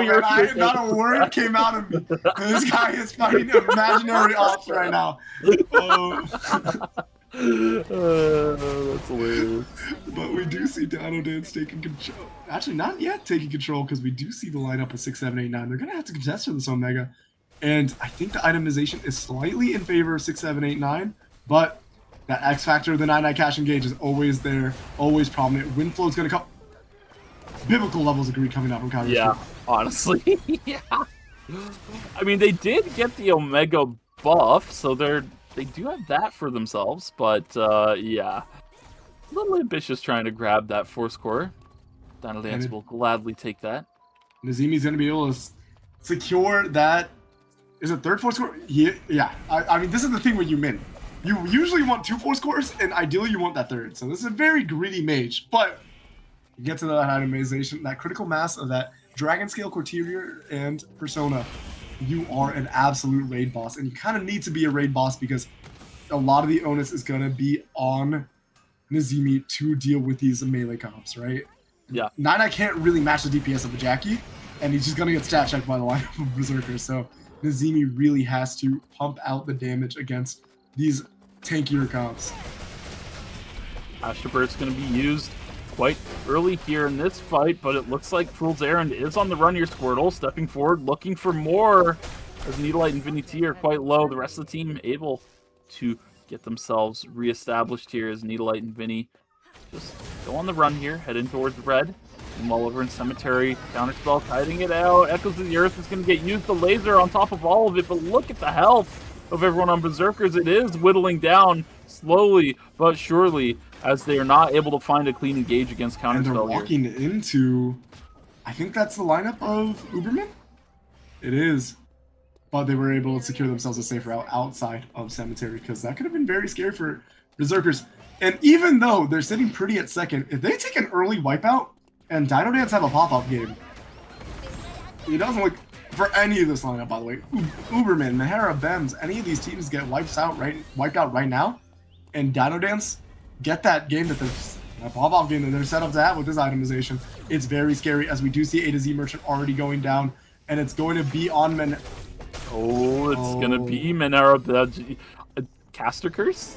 Ooh, a little bit, as that is not a wipe you want to eat, and not the timing you want to eat it. And now we're going to see Miane and Liper caught between the worst two places to be.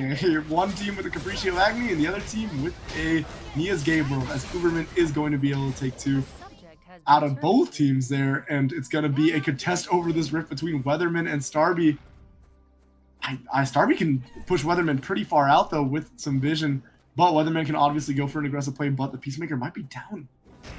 No, I think it will be up for this Rift contest, so it's going to be pretty intense, unless one of them decide to go to stream, I guess. But we'll see. My prediction, they both take a Rift apiece, and these two teams fight to the death. That would be the more risk-adverse play, right? But, you know, maybe both of these players believe in themselves to win the 1v1. The Weatherman's hanging around, and Starby's not in a position to go to the other rift. We'll see how this Oh, goes. Oh, big the word. ritual, the druidic ritual's gonna give Weatherman the into the rift. Starby, can you make it to the other one? No, she does not have enough time to get over there, so it's gonna be minus 400 for the side of Starby, and Fool's Errand will reap the rewards of the free revives and the free 4 scores. Nine Catch looking for an engagement against What a Superman here. dodge. Nazimi on the backside, Pointston connects. The striker's gonna be forced to burn the heal, but they do take out Chibiark and Racevelg in the process here. And with that, Wickline will be secured for Dino Dance. 2 more kills on the board for them as well as they inch closer towards Minhera Bems, who have set their benchmark with only 5 points on the board, getting eliminated early. Yeah, I mean, Dino Dance smell blood in the water, and they also smell VF Bloods from the Wiccaline because they're getting quite itemized. Pixie Boots Look at online. the credits, too. Oh, man. Yeah, there's a lot of blood in the water, apparently, but we're going to see. Huichu does land a nice point sync, but Nanakash does a great job of space making here. He basically forces out a lot of work, and then a great wind flow coming out to disengage, and then Striker does get the Faith and Wavering forced out, but it's enough to get him out of that corridor, right? And get him out of the game world, and that's really all Nina you got need. I think Nina got a 2-man fear there as well on the tail end of that. Because I would not be surprised, because he was holding the front line pretty well for them. Yeah, I saw that Hracefeld got feared during his dash, and I believe Chibiark got feared as well, but the fight happening on the top side of the map, 6, 7, 8, 9, looking pretty good here, but the Peacemaker will come down as well as the Capriccio of Agony, but it's not going to matter as 6, 7, 8, 9 stay up on their feet. And on the other side of the map, Berserker's fighting out with Uberman. They're going to back up. Uberman trying to take the Wow! Wow, that is the was boldest play scary. in front of a Lenny and a B-Hyung. I mean, that's And just... Yumlu, like, this is, oh man, anything hits, and you guys are lights out across the board. And then they read this. Berserkers. They follow, but Athena Kai's kind of caught out now. They can look for this engage. The taunt does land on to Hracefeld, but I mean, they really don't want to take this honest fight against Akisui because while the Mono Hushi Zao is down, she's not as threatening. She still does a lot of damage with the clean cuts. Yes, for sure. Clear cut will be the tool of choice against the Berserkers here. All the other tools that Hisui has won't be nearly as effective. And what's great about Clear cut is it's the most accessible for Hisui as well. So yeah, definitely will be the option of choice for her. But for now, Uberman just playing the back foot. They're not fully comfortable going up against Berserkers. They perhaps feel a little out-itemized as Berserkers have 3 bloods on the board. Counterspell caught in the game world, but they managed to get out. But here comes the third party from Dino Dance onto Uberman. Uberman just scrambling to get out. Guard in reverse comes through from Chibiark, but he's going to get caught up to and brought down. Fuichu on the other side is going to get taken out by 6, 7, 8, 9, who will gladly take that kill from them. And now with that, the chase is on for Hracefeld. He's going to go deep into red here. How much timer does he have? I think he's only got 13 seconds left, so he's going to have to find a way out. He's perhaps looking for the revives, but the fight going on in front of us here is favored for Berserkers as they chase down Needlelight. Yeah, the revives are coming through for Hracefeld here. He doesn't have much timer. Another safety drone comes out. Can they make a wall of safety drones? Perhaps one at the Hyperloop. Yes. That will be able to keep Hracefeld alive, and the Terminate comes through. Fool's Errand will also be eliminated here by Berserkers. And we're gonna see now Nine finding an angle again. The game world is forced out, but it's just Nine in the game world right now. The Suban Megaishi rather is forced out from Hracefeld, where Hracefeld does find the flash cut into Nazimi. Third party coming in from Counterspell. Hracefeld is so deep, and it will be Hracefeld going down. Wait, I think Dino Dance got that kill somehow. I know it sounds crazy, but I saw their kill score. Wiccaline Tick. Yeah, I think Wickline Tick got the kill on Hracefeld, which is crazy. Nine finding an engagement, but there's no follow-up from Striker and Nazimi on the backside. So with that, Chibiark will be able to find the revive here over in Cemetery. So Hracefeld back on his feet. Superman back to 3 members apiece on their team. All teams up at 3 members alive. Dino Dance has a lot of company here in Cemetery. They need to be careful.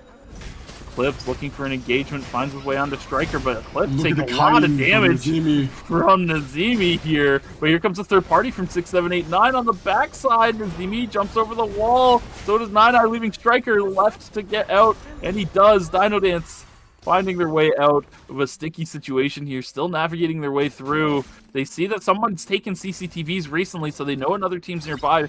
Fortunately for them, it's Uberman who's made their way to the bottom side. Athena Kai gets taken out as Berserkers look for another revive. The Eclipse goes on the run. Looks like he's going to play this a little more patiently here. Lumi should loop back around in towards Forest. We'll see if he can catch it on the backside. It's going into red deep to try and anticipate where it'll stop. Nine Cash chasing it down. He knows a team is injured, and he knows it's Berserkers here. So Dino Dance are getting greedy here. They're going to invest some timer here. Mobile VLS gets dropped. Nine able to access form here, and down go Berserkers one at a time. Ghastly Grip connects onto Eclipse, but he's able to make it out, but the damage is explosive from Dino Dance to find their way to 2 more kills. Yeah, and the Windflow second hit against this kind of lineup just does absolutely devastating damage as Fuichi goes down, and Chibiark's way too deep in now without the support of Hresvelg, and yeah, Fuichi just gets blown up by the range advantage that is afforded to Counterspell. Now, I think this is the kind of fight where usually the matchup is not in the favor of Dino Dance, but the itemization is, and I think they'll be able to find their in, especially with Nine able to use these bears to stack up for him. Yeah, you see him down there right now, looking for the stealth engage. But look at the vision set up from Counterspell. There's no way for him to find a stealth engage on this side of the map. Just wards all over the place. So with that, Nine going to be forced back out of form. He does have a ward he can hit to try and access form. He's going to utilize that. EMP goes down to block the vision. Stealth engage. Galaxy Grip connects on the Starby and Miyane on the backside. Miyane stepping forward to drop a good Echoes of the Earth to split up the fight, but Miyane is going to go down first. Now they're setting their sights towards Liper. Nine uses Freedom to close the gap towards Liper, and he will be taken down next. Last left is Starby alive, and they will triangulate on towards her and finish her off. Dino Dance with yet another one fight in this lobby, looking to close out this lobby with a first place. And it happens so often, and I don't think we shouted it. Striker is so good at getting the root on top of the Windflow. So Nazimi gets so many Windflow second procs that you don't really see any other team getting. Yeah, that's not something that Human gets all too often. It has to have some sort of crowd control layered on it. And in this composition, you really only have Striker's root and Nine-Eye's Ghastly Grip to keep somebody on top of it. And Nine-Eye is usually engaging with the Ghastly Grip, so it falls on Striker to find one of the harder roots in the game to land to try and secure that second hit of Windflow. But now they have to fight their way through 6, 7, 8, 9. Look at the damage from Nazimi. If you step up, you could get burned. Nine looking at engage, lands a Ghastly Grip on the Cairo with Divine Intervention. Does not connect on the Squirtle. Only Cairo gets the Divine Intervention. So with that, they're just going to steamroll over 6, 7, 8, 9. Root connects onto IU from Striker, and Cairo alone, Charlotte left, will be taken down only in a matter of time. Nazimi will be running him down. White Lily after White Lily. It will not matter. There's nowhere left to run, nowhere left to hide. Nine is on corpse duty as well to make sure time can't be bought for self-reses as well. So Nazimi should be able to close this out in a matter of time here. And with that, Dino Dance has an explosive finish to this series and getting points they desperately needed. And I mean, Dino Dance, never doubt the Dino Dance clutch factor. Yes. I mean, these 3 players in the clutch, pretty goated. Even Namja, right? Like, Namja's sitting comfortably right now, but I mean, that guy also in the clutch, absolutely insane, but you can never count out a lineup of Nazimi, Striker, and Nine Cash. That is an absolutely stacked roster, and they did it with one of their best comps. Yeah. Yeah, I mean, this is the comp that won them ERCS. It's tried and true, right? You've won a tournament on it. It's definitely good. The Leanne Johan core is something they've ran since the dawn of Dino Dance, really. So seeing it paired with any sort of backline really just makes them feel at home here. This is something they've ran for years, and to see them succeed on it is no surprise. Yeah, and excellently played. And it's going to be exciting to see how these scores end up lining up, because there were some early eliminations for one of our top 4 teams, and Dino Dance has just won the lobby. So we will have to see how the scores end up panning out. Yeah. But it is definitely scary for really any of the top 4 teams that they had a not so successful finish to the lobby. And I mean, two of them I know were like playing pretty behind on tempo. So Mhm. But before anything else, we can check out the replay here and see that final fight one more time here. I mean, Dino Dance, man, they massive got opening their shield from in. Nazimi tier too, if you know. Yeah, Nazimi gave them the opening, just that little bit of damage they need to just find an angle. Nine takes a little bit of poke, and he does that intentionally so he can access form. Check him out. He's not losing form here. He accesses the stealth, blinks forward for the root, and pulls Squirtle off of the Divine Intervention. So that kind of opener on a fight is just like a 9 montage moment. He pulls Squirtle off with the with the Reaping Claws, and just that's really it. It's so difficult from that point onward because the Divine Intervention is such an impactful tool, but if people get displaced off of it, it gets absolutely no value being on just the Charlotte.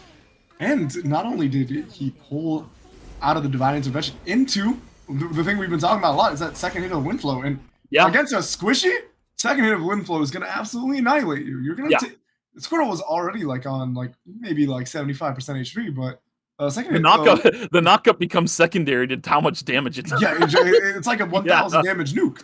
Yeah. Especially with the armor pen and all the amp that Nazimi has, right? From the Vampiric, from the Persona, from the Cortina. Like, there's so much RAM. And I think the Eldritch also. So it's probably like 1.1k skill amp by the time the Vampiric is ramped up. Yeah. Plus max health damage on top of that. So it's just an absurd amount of damage. It's easily 1,200 damage on top of Squirtle if he gets hit by that. And he did. Yeah, and he's already getting chunked by all sorts of other sources. But the scores are ready to go. Production's quick rapido on it today. So let's check out what we've got here. Yes, it will be 6, 7, 8, 9, Dino Dance, Berserkers, and Uberman going into the grand finals. Wow, incredible finish. Minhara Bems, they were so close. They were sitting in fourth with a point lead, but just not enough of one. They fall short by just 5.5 points. Counterspell, Fool's Errand, and the likes of also will be eliminated today. Again, it was a pleasure watching all of you play, but it will be 6, 7, 8, 9, Dino Dance, Berserkers, and Uberman joining Trigger, Team Uberman, Blast, and Glorp 2, who we'd seen play yesterday in the Alpha Block, going up in grand finals. And that will be taking place next weekend on the 1st, Saturday at 2 p.m. Eastern. So yeah, figure it out for your own time zone from there.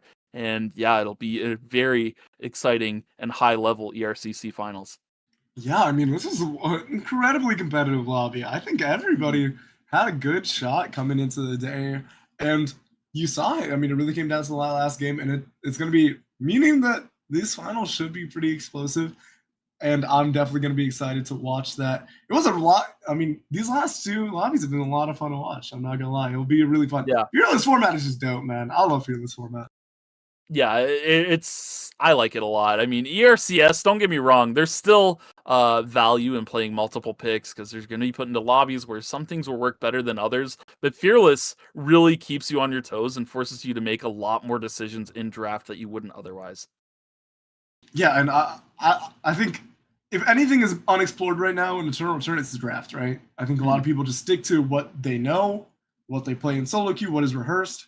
But, I mean, this game's got a myriad of characters now, so you really can start playing the matchups and finding out counter comps, especially if teams are known for playing a certain style. You can draft something up that beats them. Like Dino Dance. But I mean, I think that wraps it up for us, right? Do we have anything else we need to share with the audience? No, I don't think we have anything else on the docket at all. As far as I know, the only thing coming up left is ERCC finals to watch out for, at least for us on the North American side here. So unless you have any final statements to share, Kaz, I think that'll be it for the weekend. I mean, it's been a pleasure to join y'all and also debut, me rocking shorter hair than usual. So that's been a lot of fun. But it was so much fun casting. Thank you all so much for having me. And obviously, Meek, it's always a blast casting with you, even if, the age is catching up a little bit on the casting. Hey. But I promise it's not catching up. It's not catching up. The grades are there. Oh, when I put my head down, you can kind of see them. Oh, it's not getting there yet for me. Thank God. But it was so much fun. Thank you all so much for having me. As always, love hosting and love being joined by great friends. Yeah, we'll see you guys next weekend. Bye-bye. Bye-bye.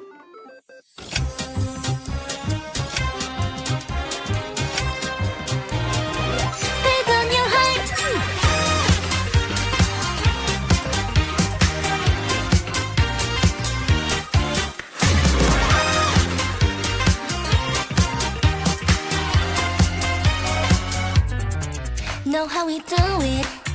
하나뿐인 주인공의 home ground. 잠깐 기다려.